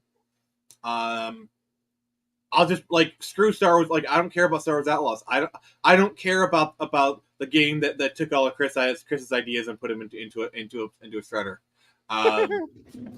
I'm sorry, I have to mention it every time. Yeah, that sucks, man. That one really hurt. Like, have you seen the gameplay for it? It's just like it looks like generic Assassin's Creed slop, honestly. Dude, all I know is when I saw Yasuke, a black guy with a Tetsubo or whatever, or Kanabo, he basically a club, going around beating Asian guys to trap music. I'm like, this is the most racist thing I've ever seen. You know the worst part is it's so bad that Japan is really pissed off. So you know the worst, and here's the worst part is, I feel like if they just would have had the girl be like a shinobi in Japan, that probably would have worked. Like think about it, because like women were shinobis in Japan. Yeah, Kunoichi. But here's the thing that sucks is we already had a badass female like Asian, like we had Xiaojun, the Chinese one, and it apparently wasn't good enough to make like a full-fledged game. They made the Chronicles 2.5D shit. And then when I was working on the narrative stuff, I was like, let's incorporate Xiaojun. Like how, like she's the one that gets the Sword of Eden from Genghis Khan. I can't remember the name of the dynasty, the Chinese, whatever, the emperor, whatever it was that was causing that shit. She's the one that ends up getting it. And then they get it over, like that same sword changes hands to Japan. And it's like, okay, we're following a timeline of this object, going through a legacy. And they're like, nope, screw it. We're going to put black guy and butch lesbian. So real quick, kind of just give a quick summary of what your version of AC Shadows was going to be. Oh, it explored the early part of the Sengoku era after the fall of Oda Nobunaga, and it basically followed this Sword of Eden that it was like the MacGuffin that gave the warring states of Japan, all these greedy warlords that were trying to wrest control over all of Japan and the world at the time.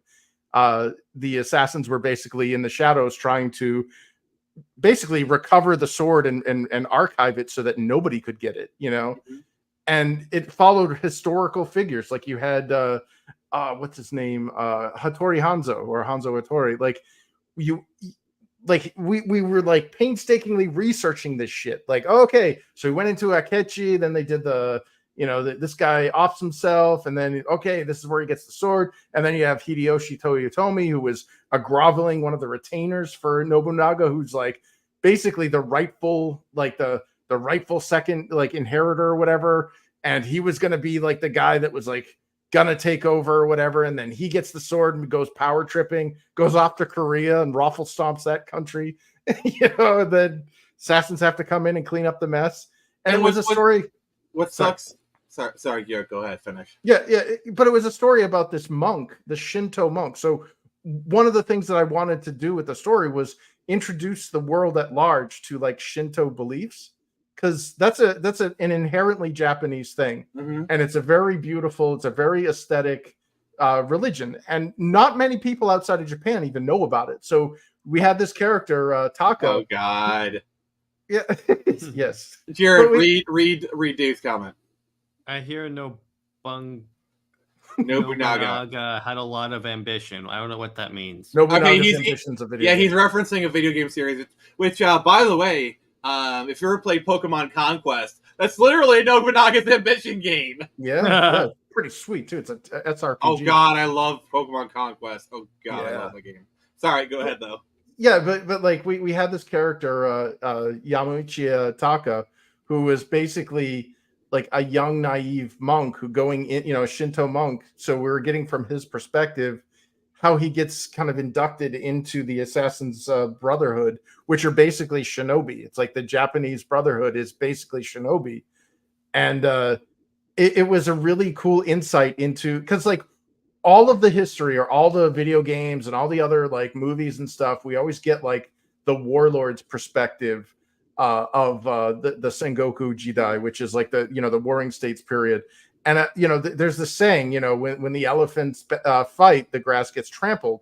We wanted to show what this battle would be like from a peasant's perspective, or from a very low. You wanted to shoot from the grass. Yeah, and it would have been, it had a lot of like, wow, like this is so sad. Like these people turn to like prostitution to stay alive, and you like there's all these like little stories that we were cooking up, and it wasn't just me. Like I don't want to take credit for this, because it wasn't just me. This was a huge team effort. There was this guy Josh, there was this guy Jesse. Jesse actually did the lion's share of this, so I'm sure he's probably pissed off the most.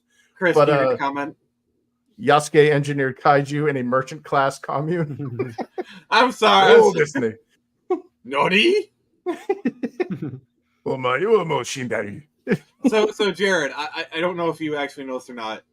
Chris Chris worked on the original version of Assassin's Creed Shadows. That must be very painful for you, bro. That must be really painful. Yeah, like he actually. Oh my gosh, this dude! Game that's coming out now. Chris worked on it like 10 years ago. I worked on a mobile game called Assassin's Creed Memories, and we were contracted out by Ubisoft. Worked for a company called Area Games. They ended up changing their name or whatever, because they're kind of a fly-by-night mobile game company. But we were like basically one of the many evergreen developers of Ubisoft, because Ubisoft proper doesn't make games, or if they do, they're not the primary game developers. They have shit all over the world, these little studios that they contract out. And yeah, with us, we're like, well, what can we do? And they're like, well, we want you to make a game kind of like this other mobile game that we got going or whatever. And I'm like, well, what do you want from me? It sounds like you already got the game designed. Like, this is what you're going to do. They're like, well, we need a narrative designer. I'm like, oh boy, what do you want me to do? And they're like, well, when we interviewed you, you noticed you were on Skype, and behind you on the wall, you had a giant Ezio poster. So we knew that you were our guy. Yeah, there you go. So I should put a Batman poster behind me. If I ever interview with DC, I'm just gonna go from here and be like, yeah, I'm a fan. No. What you need to do is you need to have it like really, really close up, and then like, so are you a comic book fan? And they just like zoom out. Yeah. No, I thought they were messing with me, because like the video game industry is very unprofessional.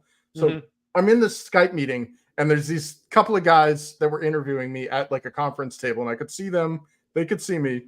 And they just muted me, or they muted themselves. And they were like talking back and forth. And I'm like, wow, this is rude. And then they point at me and they start laughing. And I'm like, oh, mother. Like, okay, I think I know where this is going. And then after they got back on or whatever, and they're like, started asking me questions like, how well are you versed in Assassin's Creed? I'm like, oh yeah, I really enjoy the first one. I love the second one. The 2.5 is amazing. Blah blah blah blah blah. And they're like, okay, what's your opinion on AC4? Like that will determine your future with this channel, sir. Well, they ended up like I got hired before AC4 was out, but yeah, okay. So they ended up telling me after they hired me, they're like, oh yes, we are working for Ubisoft. We are making an Assassin's Creed game, and we'd love to have you on board. Oh, by the way, you're gonna need to know your shit. And I'm like, oh, because again, narrative, like, so when I'm presenting all of the narrative stuff, it went through a crucible, dude. Like, it wasn't like hey, make up a story and see if it sticks. It's you have to walk like bob and weave through the spider web of 1,000 or more other stories that already exist, because you can't trample a historical thing and be like, wait a minute, if Ezio was in Spain in 1572 or whatever, or 1540, whatever, why is he, younger? Well, why is he in the future hunting vampires? Yeah, exactly. Or why is he in Great Britain in 1812? Or, it's like so they're like, and then there's all sorts of like anachronisms, like the word ninja didn't exist until the or they didn't use it until the 1940s. Or like if Ezio is in Spain in May of 1592, why is he in Rome in June of 1592? Did he teleport or something? Yeah, because like it would take like 2 months to travel from like Spain to Rome. This is why I was so bitchy. It was because shit like that was like we literally had to wade through these minefields, and it was a constant like, here's the other thing. Is Chris. Like, this is a visualization of Chris. Yeah, when we're on call with our deliverables or whatever, and we're like, hey, here's what we got, blah blah blah, and you got these guys that like, I'm sorry, but dude, if you can't speak English, just speak French. I'll let Google translate it. Because like, I'm like, dude, what's a good cigar? You got like a mouthful of peanut butter. But like, I was doing like a French Asian hybrid. So I was talking like Chris. No, but yeah, but it got really like, it got to the point where like I just dealt with everything in text, because like there was only so many times you could smile and nod or like ask them to repeat. But ultimately, we did have some, actual American or English speakers or whatever. But for the most part, English, mother ducker, do you speak it? Well, that's the thing is, it's Ubisoft. They don't. They're French. They're a French company, and so you're basically dealing with people speaking a second language, and some of them not very well. And I'm in there just trying to do my job, and they're like, we do not want the piece of Eden to be like the piece of Eden of the week. So we do not like these, because like I had written a story for the Barons' War, which is the signing of the Magna Carta, basically the Robin Hood story. Robin Hood was an assassin. So that would have been actually really cool. Yeah. I had his name was Willikin of the Weald. He's a real historical figure. So it was like, okay, so we got this guy that's so all that shit, and they're like, well, we did not want a piece of Eden of the week. So it's like, okay, that one got scrapped. Then it was I did one where it was the creation of the Bermuda Triangle, where it followed Anne Bonny or her crew basically out into the Bermuda Triangle, where they blew up a piece of Eden, and that's what caused the vortex or whatever that creates the. That sounds like a really good AC4 DLC. Yeah, that's what it was. Like that's the point when you're working on the narrative team, is these things are canonized, because again, you're creating another spider web line, that somebody else can't trample over, and you can't trample over their shit. So it's like, it transcends whatever medium you're working on. So like when I get the easily dismissed, you just worked on a shitty mobile game thing, it's like, yes, but if it was canonized, meaning that the creative director, Amar and whoever else was up there was like, yes, this is the way it will go. That means Assassin's Creed. Yeah, that means that it's official. And it could transcend whatever medium, whatever. If you're working on a shitty mobile game, Well, guess what? That story could be carried over into I don't know, a PC game or a You know full-fledged what? I was Assassin's Creed. surprised they haven't done. What's that? This seems so obvious. Do an Assassin's Creed Arthurian legend where Excalibur is a piece of Eden. It is. We already have it. The Excalibur is the Sword of Eden, or a Sword of Eden, and that's the one that Genghis Khan gets, and that's the one that was supposed to go over to Japan. That would have been cool. So how was a longsword supposed to become a katana? Because it's a piece of Eden. It takes the shape of yeah, the wielder. Nick, in the Assassin's Creed thing, these pieces of Eden are like, they basically kind of hint that's part of like an alien race. Oh, okay. Mm-hmm. Well, it's just like Rodrigo Borgia there, the Pope. He had a piece of Eden as this staff. He had this caduceus or this ferula, which was his weapon against Ezio. That's not what it looked like until he picked it up. It was actually one of the precursors or whatever the hell they call it now. I think they call him the ESO. Yeah, the ESO. Yeah, ESA. Yeah, and it's based on their technology. So it's like advanced prehistoric technology, if that makes any sense. You know, it's like from a hyper advanced, like we've already lived this. There's already been a civilization. I love these precursors. I love these forerunners. I love I love these game series where they have like the ancient alien artifacts that we just like Nick in Assassin's Creed Odyssey, the Spear of Leonidas that you carry that gives you all your healing powers, like your rage powers. That's a piece of Eden. Okay. Yeah. Yep. Isn't the Spear of Leonidas? Isn't that like kind of like World War? There's like some World War II lore with that. No, that's the Spear of Longinus, or the. I think the Spear of Leonidas was the Spear of Destiny. Yeah, yeah, that's the one that stabbed Jesus in the side to finish him off. Mm-hmm. But anyway, I think we've talked about Assassin's Creed. Let's kind of change topics. But yeah, like we've gotten some good stuff. We got some stuff that started off strong. Like I liked Castlevania for like the first 2 seasons. I feel like the series peaked. You know that one episode where like they storm the castle and there's like bloody tears? That is the peak of the series. Season 3, literally nothing happens. Season 4 is kind of bullshit. And then I haven't seen Nocturne because it looks like they're just shitting on the lore. Oh, yeah. It's all black and gay now. Like, you notice how Nocturne came out and we haven't heard anything about a Season 2? Yeah, nobody likes this shit. Like, nobody. Unless it's the, that clip. Well, the thing is, when Nocturne came out, there was a lot of defenders. Yep. Yeah. But nobody watched it. Nobody, they defended it. And then when it came out and it was crap, nobody's, spreading. I liked Season 1 and 2. I think that, to me, is the show because I really like the trio. I think they had a really good kind of, Alucard, Sypha, and Trevor. But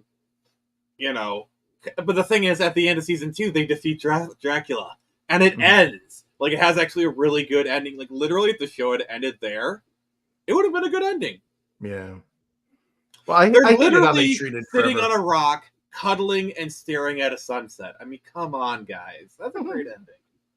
Well, I hated how they treated Trevor, and they made Sypha like this, They made her the Avatar.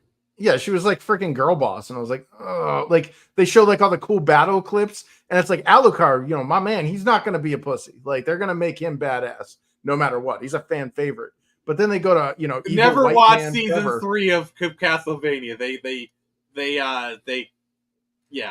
pussify him. Basically, his Alucard story in Season 3 is like these two people come. They kind of start to essay him, and they're gonna it's bad. It's bad. Well, here's the thing. It's Dracula is never truly dead. When they defeat him, the whole thing is that in fact, I think it was it Castlevania Chronicles or one of them had the opening where the woman gets sacrificed on the altar, and then basically the curse of Dracula is he comes back every 100 years. Yep. Sometimes they break that cycle in some of the games, and that's kind of the problem. The reason why they stopped making Castlevania games is they kind of ran out of lore places. Yeah, because there's only only so many 100-year gaps you could put in. Yep. And there's so many games. They didn't do the one game they should have done, which is the Demon Castle War of 1999 that you heard about Arya Star. God, I would have loved to play that game. Oh, imagine that! Imagine that. I love Castlevania. I love the lore. Castlevania is probably my favorite game series. I love that they actually made the Dracula novel as canon to Castlevania. Nice. Yeah, I like the fact that like his supernatural powers, a lot of them are just advanced technology for the time. Where they're like, the torches have no flames. It's like, yes, that's a light bulb. Yeah, I always love like that kind of steampunky kind of stuff. Yeah. So, Jared, what's an adaptation that you've really been enjoying? Well, let me see. What's an adaptation? Any adaptation or game adaptation? Non-comics, because we can talk Sonic. Yeah, Sonic's been really good. That's pretty much the game right there. Like even when it's bad, it's still good. Like I watched Knuckles, and it was admittedly a little meh, but it was still better than a lot. Wait, so you mean they adapted your gameplay?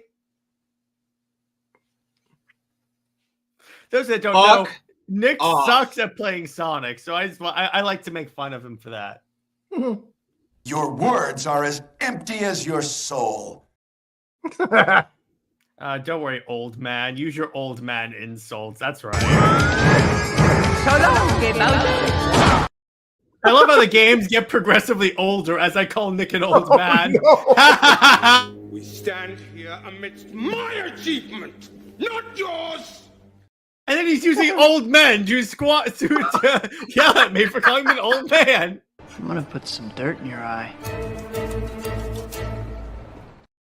And you're using now an old movie. Oh, damn. This is why Superman works alone.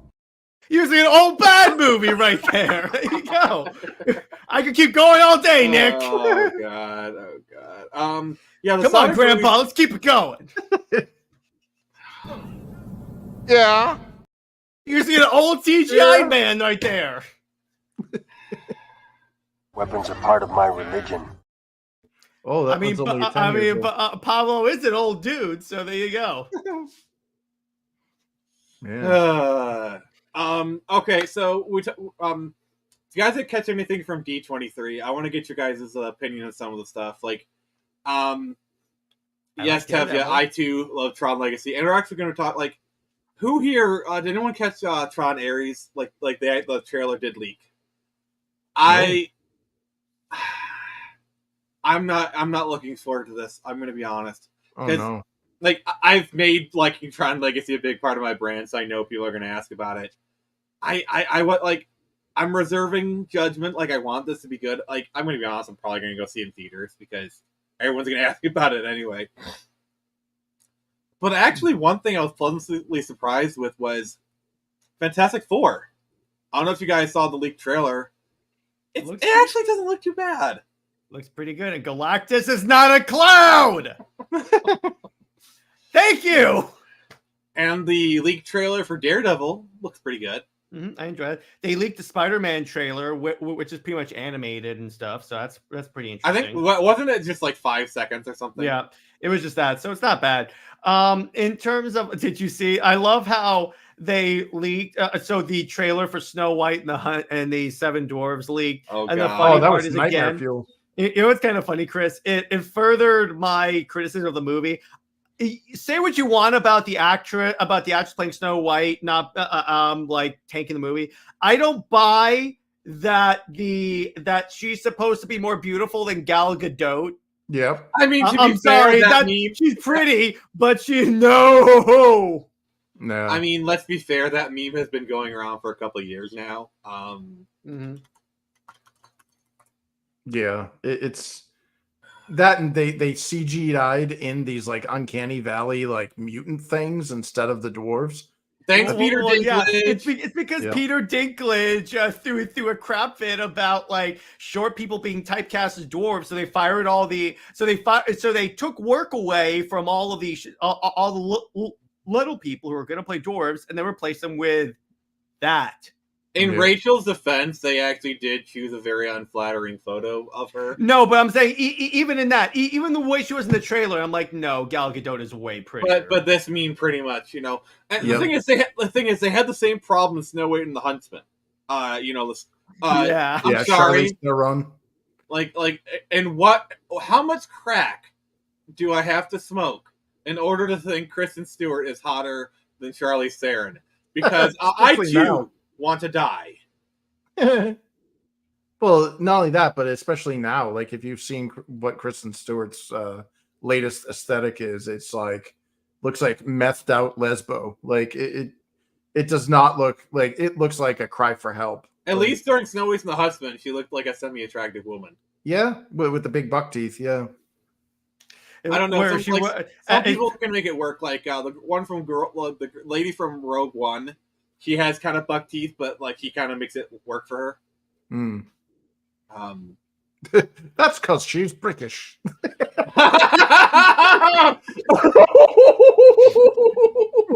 We are known for our terrible dentistry. Oh my god! Oh my god! You're also known for not being able to hold colonies. Yeah, I know. You're also known for not seasoning your food. Despite your sole reason, despite the sole reason you took over the world was to rule the spice trade, you still cannot spice your food. I'm sorry. The jokes. Well, now the UK is a communist caliphate, so it doesn't matter. Oh, it's even worse. It's a police state. Yeah. Hey, anyone, any officials from the UK? Fuck you. Fuck your country. And if you want to arrest me, come and try it. Yeah, I do. When they were saying they're going to extradite people for social media posts, like, where's that meme from Les Grossman from Tropic Thunder? Literally, fuck your own face. Yeah. Like, I mean, I don't want to talk about like politics too much, but yeah, that was like really, really stupid. And that's all we're going to talk about because I don't want to. That's going down a politics route. That's not this channel. But it's just so funny. So Jared, Jared, what do you think about the Doctor Doom stuff? All right. So the thing about it is, I get what they're going for because they're like, okay, so we need people to be hyped up for this. Now, first off, they had me when they told me that the Russo brothers were going to direct, and they have done the 3 best MCU movies of all time. So You know what? There you go. So I have a little bit more confidence, and I get what they're doing with the Doctor Doom thing being Robert Downey Jr. because they're trying to get butts and seats. And when it comes to Marvel, he can. Yeah, but I don't like it. I don't think it's going to work because I don't think, like, for one thing, he's going to be out of the mask for a lot of things. And Doctor Doom is the mask. Okay. Also, I don't think Robert Downey Jr. can be a convincing Doctor Doom. I think he can though. I'm going to disagree with you on that. I mean, maybe. Like, if you watch ever watch Oppenheimer, he plays a real piece of work in that movie. And if you can get channeled like that character, then maybe. Dude, I didn't even know that was him because he was all grayed and olded up. He did a great job. Great job in that movie. I like Oppenheimer is one of those movies that has like a billion people in like one-off cameos. Like the guy who played Han Solo is in that movie. He's the assistant of Robert Downey Jr.'s. So he's Spider-Man in that, for going by MCU rules. God dang it! I wanted to. Am I wrong, Mr. Stark? I don't feel too good. Oh! Did you hear like supposedly Spider-Man's origin for Friendly Neighborhood? Javier Bardem, yeah, he would make it good. He could do it. I'm going to say this. I think Julian McMahon was a great Doctor Doom. He was. I don't care if people say I think he was a great Doctor Doom. He was out of the mask a lot. So, but by your your mask criticism. I'm sorry, I can't hear you with the fact that I ruled the stream. So your hypocrisy only applies then?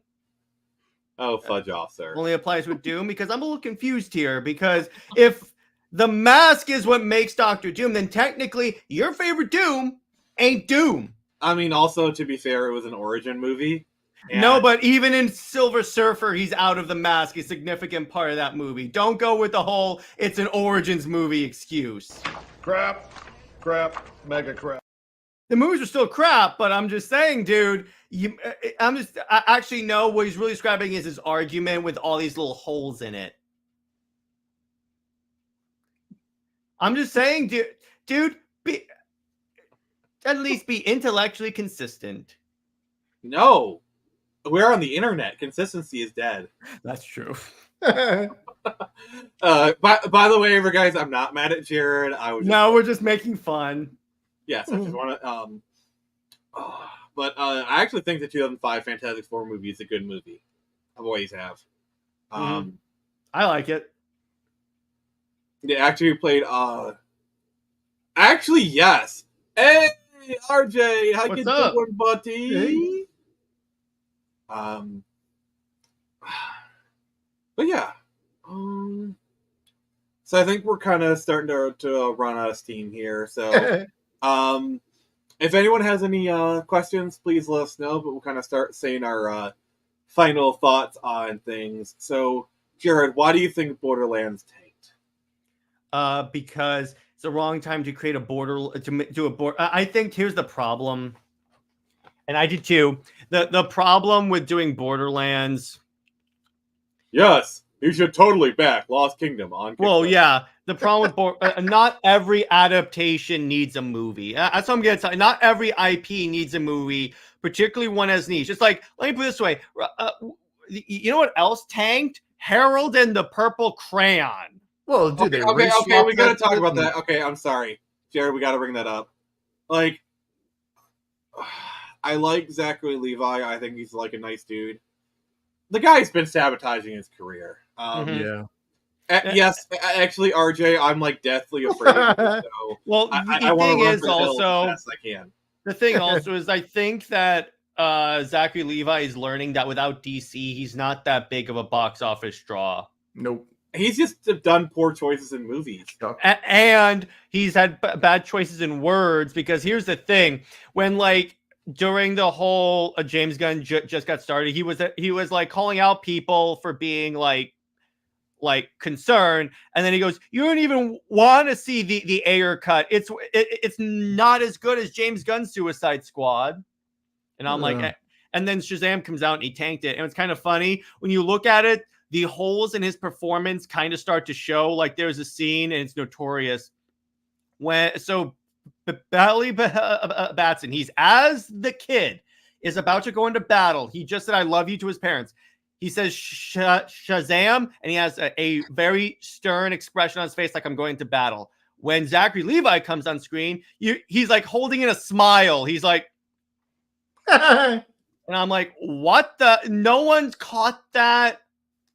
Yeah. I mean, continuity. We don't know the order in which those scenes were shot. No, but still, you don't say, let's not use the one of him, or at least Zachary Levi. Why are you smiling at this moment? Yeah. And honestly, also, well, there's also the fault of the directors, because there's continuity actors. Because that sounds like a shot that they very easily could have done in pickups, like, because it's like a close up of him, put him on a green screen, and says, "All right, I need you to actually frown this time, please, for the love of God." And then in this time, when Harold and the Purple Crayon is bombing, he takes to Twitter, and of course, then this was the stupidest thing he could have ever said. So Deadpool movie is doing very well. Actually, you know what? I'm going to pull up the tweet so we can actually read it. Do you mind, Nick? Yeah, fine. While I was doing that, I'm just going to give a word of advice to any prospective creator here, okay? For the love of God, never attack your audience. Yeah. Okay? Yeah. Your audience are literally the people who, like, especially us indie people. Like, okay? Oh, Nick, did you hear? So he was doing it. There's 40 people who back my comic. That's just 40 people. If I could very easily lose all of them if I attack them or say something wrong. By the way, thank you to the 40 people who have backed my book. If you want to be the 41, Go back Lost Kingdom on Kickstarter right now. Sorry. Did you hear that like you know how like when a movie is coming out they have these things where like all these influencers interview like Zachary Levi. So these kids were interviewing Zachary Levi about Harold and the Purple Crayon. Then one of their questions was Shazam 2 any good? I didn't watch it. Oh, savage! What? That's brutal. I mean, that sounds like something I would expect a kid to say, but yeah. All right, here we go. I'm trying to find the. Okay, here we go. I'm trying. Oh God, IMDb is really annoying me. So I'm trying to find this tweet because he basically said, and he basically said it's great that like Deadpool and Wolverine is doing so well. But you could, but it's not a family film, and you can go see Harold and the Purple Crayon. That's a family film. Yeah, like okay. I'm like, shut up, bro.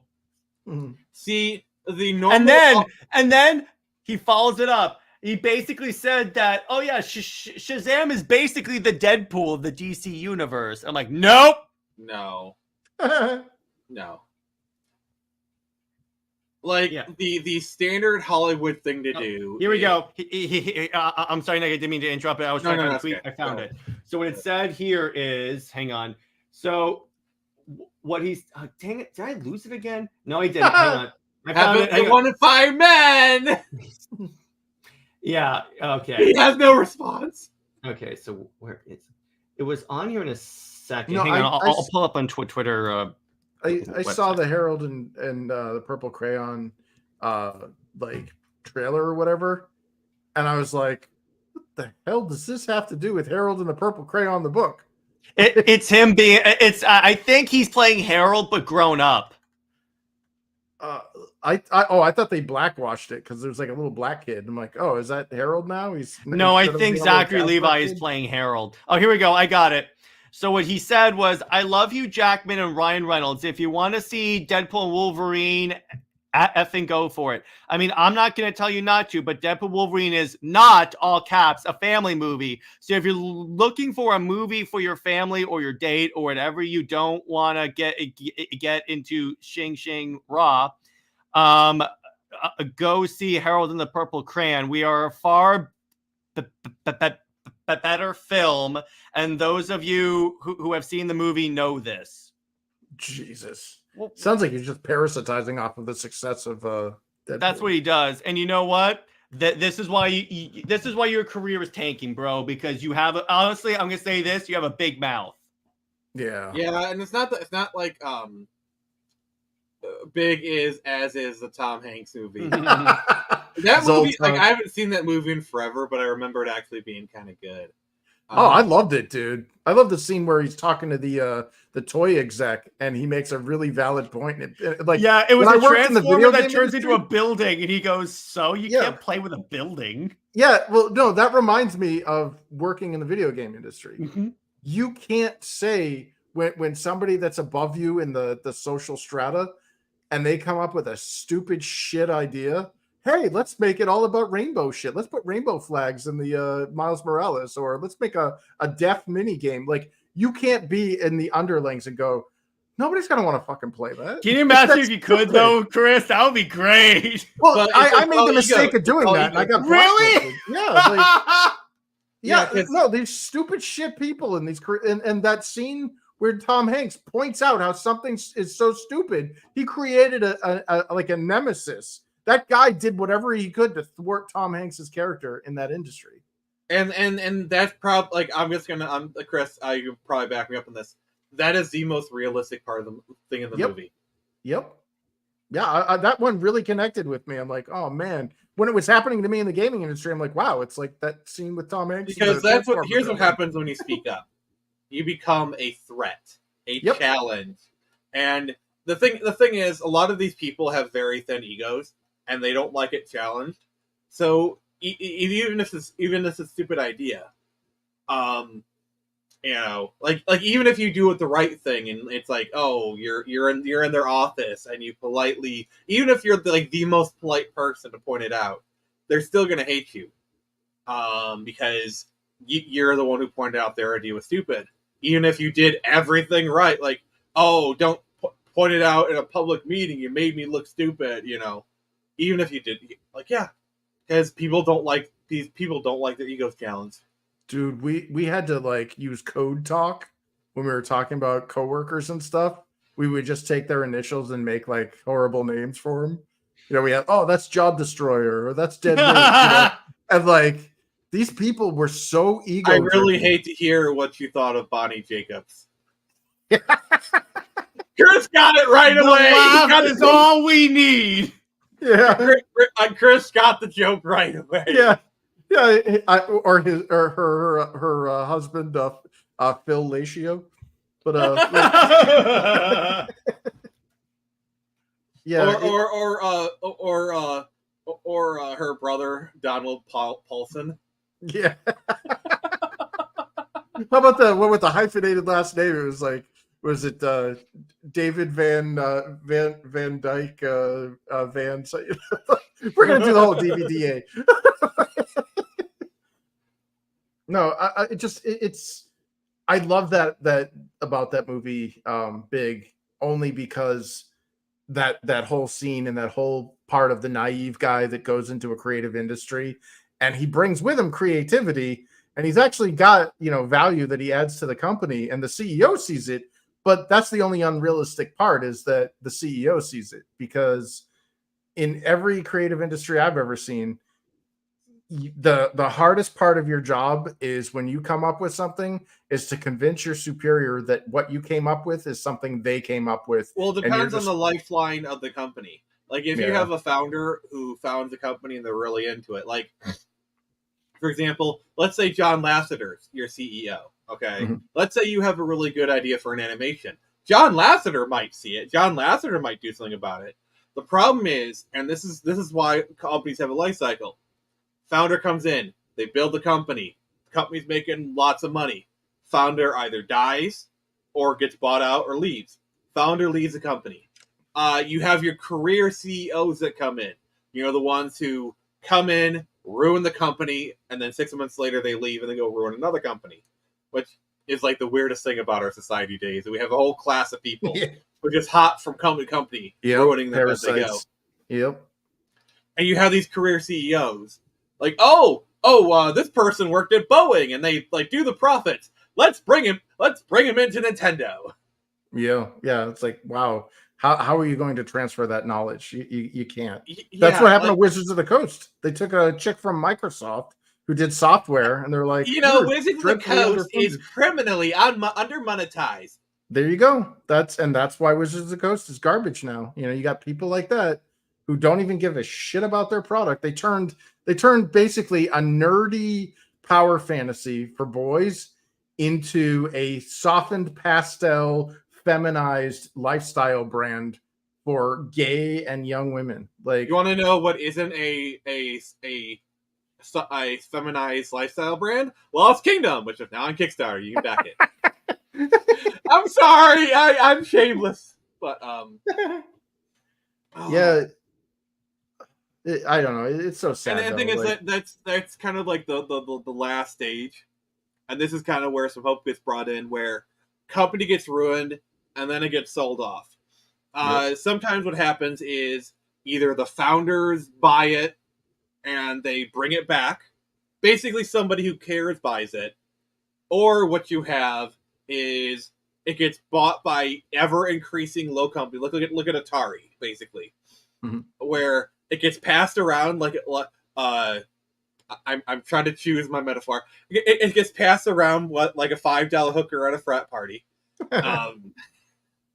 Jared, like a $5 hooker at a frat party. Yeah. He's like, they're talking video games. He's like, I do not care. What are you reading, sir? I'm playing with my AI chat app. Oh no. God. I did. AI? So there's this cool app where it's basically an AI chat app. All right, Jared, you talk. I shall be right back. So there's this app, Chris. It's called Flipped, and it's basically an app where you can like chat with like with fictional characters, but then you can make them. So here are the characters I made. By the way, my character is Superman in this. Here are the characters I made, Emma Frost, Helena Bertinelli, Jessica Cruz, Selena Kyle, Carol Danvers, Diana Prince, and Dinah Drake. I just make DC characters and just go through them. And the kind of scary part is that if you chat with them enough, the AI picks up on it. Like when I made Selena Kyle, it legit from like the first conversation knows I'm talking about Batman. I'm like, this is kind of creepy, but actually kind of cool.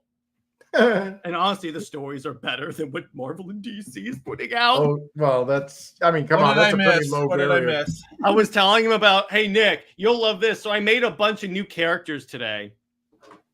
Okay. So, Nick, I'm going to name you the characters I made in the AI thing. And by the way, it really nailed it. So, Dinah Drake, who is Black Canary, Carol Danvers, Ms. Marvel, Selena Kyle, Jessica Cruz, and Helena Bertinelli.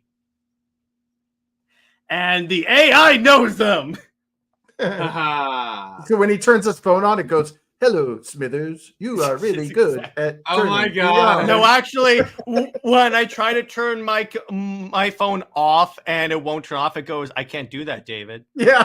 Oh my god. It's not gonna work for me, brother. One of my favorite things about the Steam Deck is that you'd have like custom little video intros, and you can actually have multiple and shuffle through them. So now I'm gonna try and see if someone did like the Mr. Smithers and have that be one of the intros for my Steam Deck. God, I love that thing. I love that thing so much. Little pixelated geriatric man in a beach towel. We're just gonna pretend you didn't see that. Like, just like imagine, like imagine you have like a girl over and you're showing her the Steam Deck, and that's the intro. Well, looks like I'm not getting laid tonight. Well, I mean, she'd be like, well, I don't think he wants to get laid. What if like his intro for like his Steam Deck is like a video talking about why the Acolyte sucks? Yeah. It's a 30-minute. I don't want a 5-hour intro. Oh, wait, it's just Kathleen Kennedy talking. Oh god. Oh no, it's just a Wheel of Time intro. Oh, the power That's of what I would do. I will never forget when Nick and I were doing a live reaction to episode 1 for his Patreon, and his favorite character did something in the show that is equally stupid, and Nick went, "What the F?" Oh, I exploded. I freaking exploded. You want to describe the moment, kind sir? Actually, I could probably do you one better. Oh, you're going to play it? Yes, please, because this is so good. And you should see me. I'm the a-hole on this panel because I was like laughing my ass off as I could see Nick descend into... This was his Joker origin story, Chris. That's how severe this was. God. It was so good.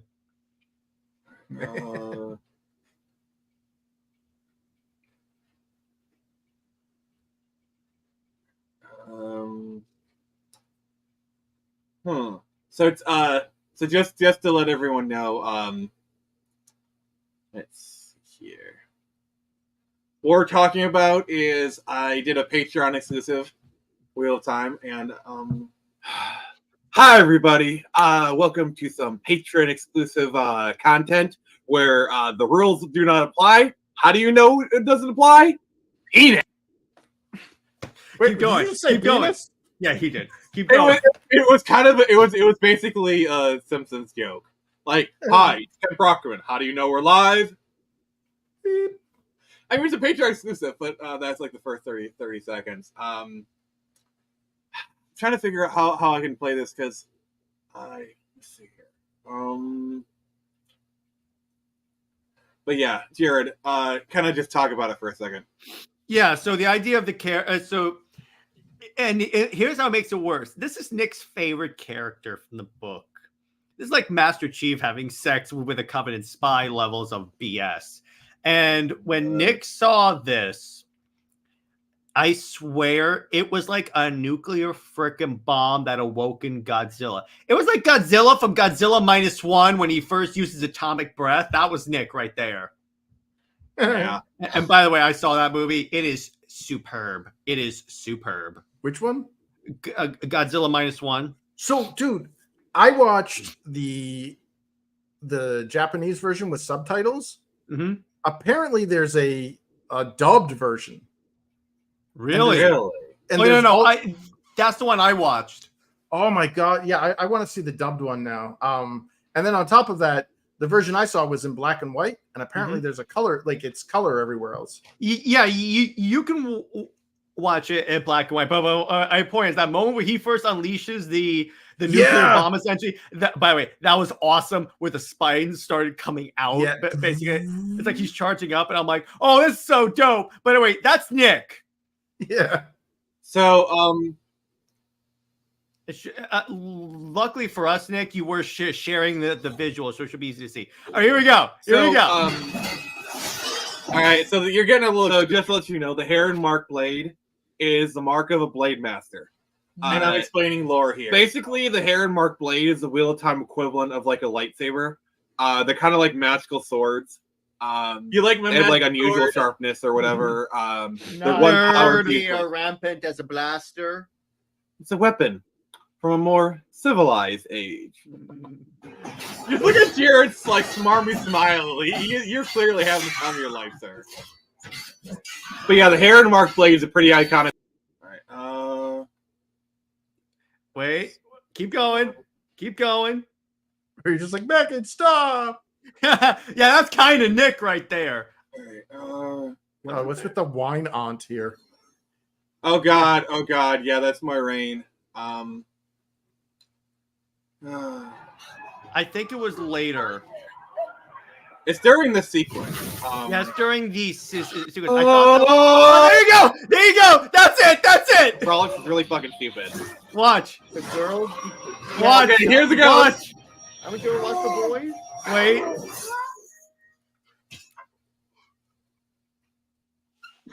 What the fuck? That is what you did? What the fuck? I could see Nick going. First off, they did fridge her. Like she has like. He was also predicting it. Worse. Like worse.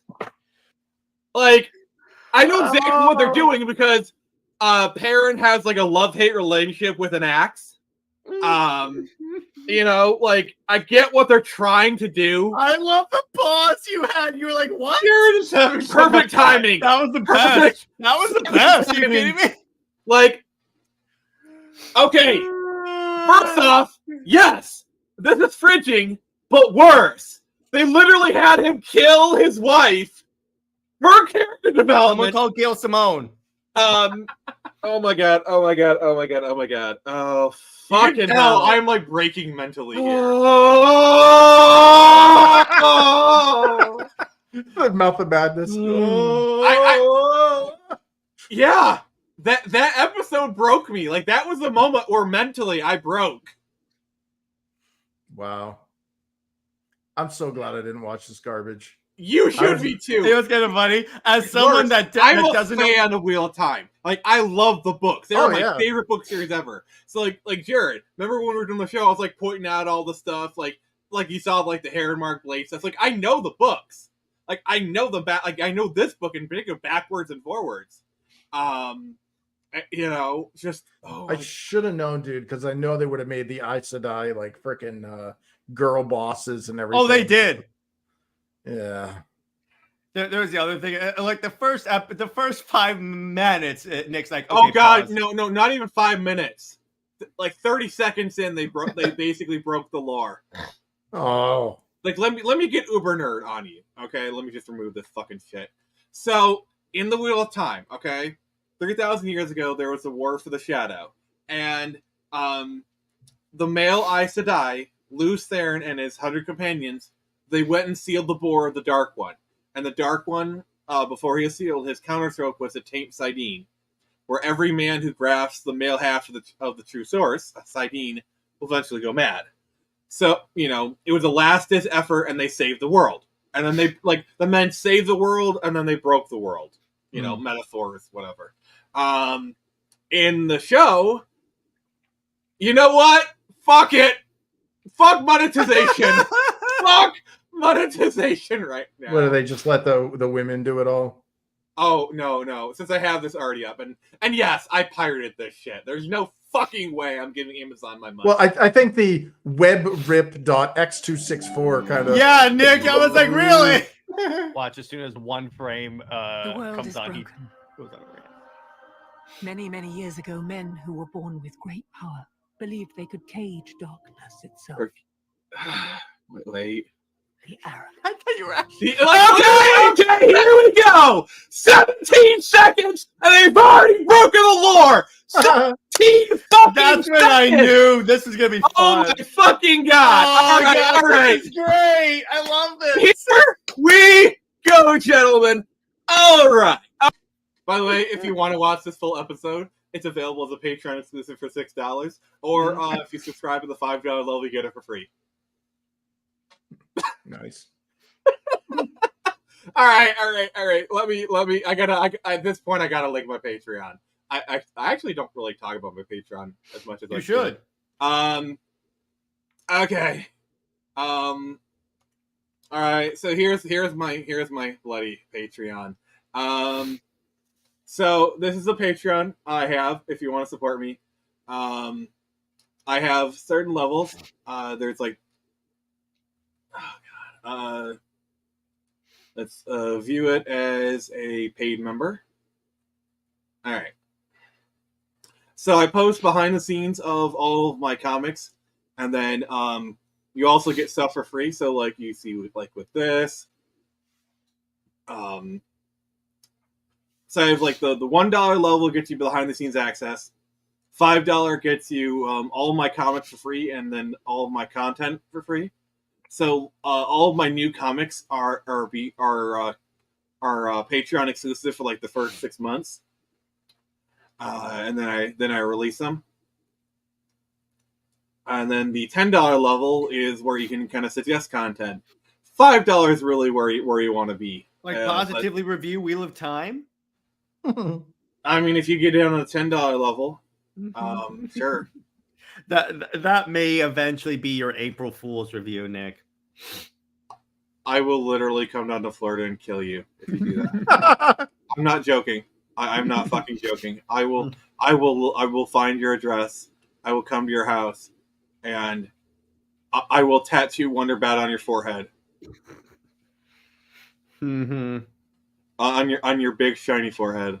Mm-hmm. Also, thank you, Tevya. But yeah, if anyone wants to become a Patreon, feel free. You know, but yeah, just make sure. So yeah, that's. Oh god, what? Oh god, I can't believe I had to relive that. Oh dear god, I hate you, Jared. So good. Yeah, I can't believe I got to relive that. And you can just tell you were smiling the entire time. Because I was like, I'm waiting. Because you had told me. Because I know how like Hollywood adapts stuff. Honestly, I was the minute you said that character was your favorite character, I was like, oh. And I tried to watch it one time and only got like halfway through or something. Like I noted that in the episode. You literally almost stopped there. I was legit like, if that's your favorite character, oh boy, do you have a doozy. Yeah. The only reason just I thought you would. Your first daughter's creature. Maybe. I'm not gonna say no to that. The only reason I did it is I wanted like exclusive Patreon video content. I will say, if you guys want me to review the rest of the Wheel of Time series as Patreon exclusive, join the Patreon. I think I might do like a sub goal where if I get a certain amount of people at the $5 level, I might actually continue that series with Jared and like review it like that. So, say Jared, how many people should be the sub goal? 5, 10 people? Okay, I think so. Let's do 10 people. If 10 people subscribe at the $5 level, I will continue it and release at least one episode a month for the Wheel of Time. And I will be there to laugh my ass off.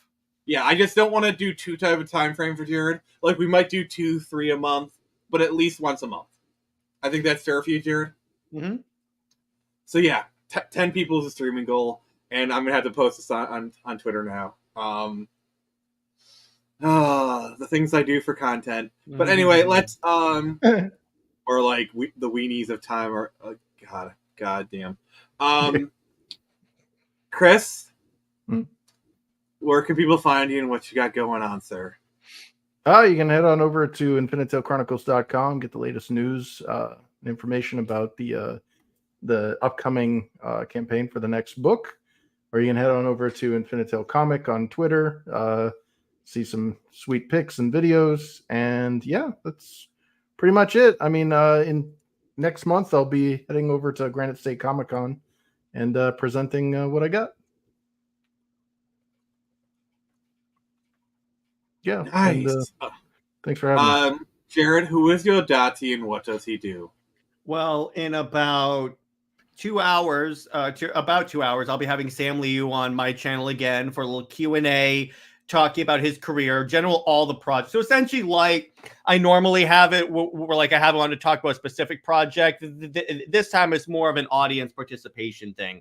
Nice. And tomorrow, since Jid had to reschedule, Britt and I are going to be doing a Super Wonder Q&A with Jay Heat, where we just chat about any type of Super Wonder stuff. Cool. And just under 2 capes, I released my episode today, which is all talking about the phenomena of edgy Superman. Just like a Boy Scout, I always come prepared. Yeah, so we did talk about that panel, Nick. And by the way, Taladia loved it.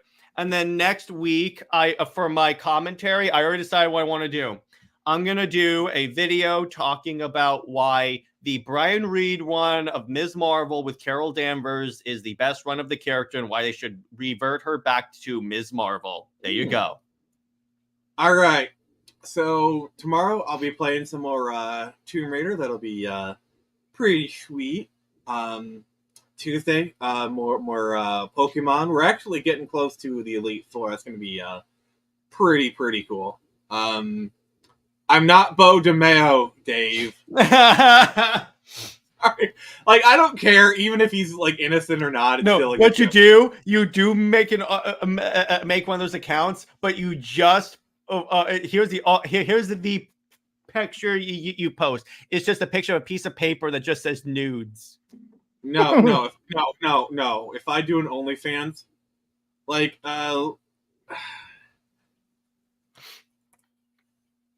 you want to know what kind of content I'm going to post on my OnlyFans? I actually have pictures of, like, this is actually what I'm going to post on my OnlyFans. Oh no, am I about to be scarred for life? This is what's going on my OnlyFans. Just fans, excellent. That's great. Like, I'm sorry, but like I am such a like dad joke shitlord. If I ever open up an OnlyFans, this is what I would do. I just do a picture, like I post pictures of fans or whatever. It would be the coolest OnlyFans, that's for sure. But yeah, anyway, back Lost Kingdom on Kickstarter. We are really close to 1,400. I would appreciate it if you could get us there. That'd be pretty freaking sweet. But thank you everyone for joining us. You guys are awesome.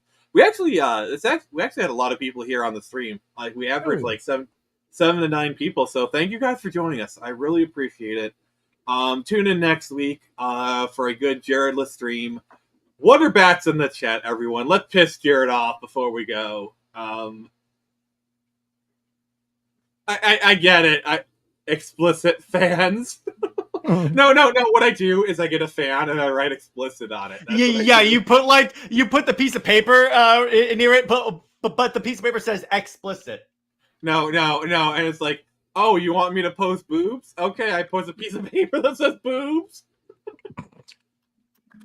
Oh, you're welcome, Keely. So this has been Nick. Fitness Fingers Pressed, and remember, I can only show you the door. You're the ones to walk through it.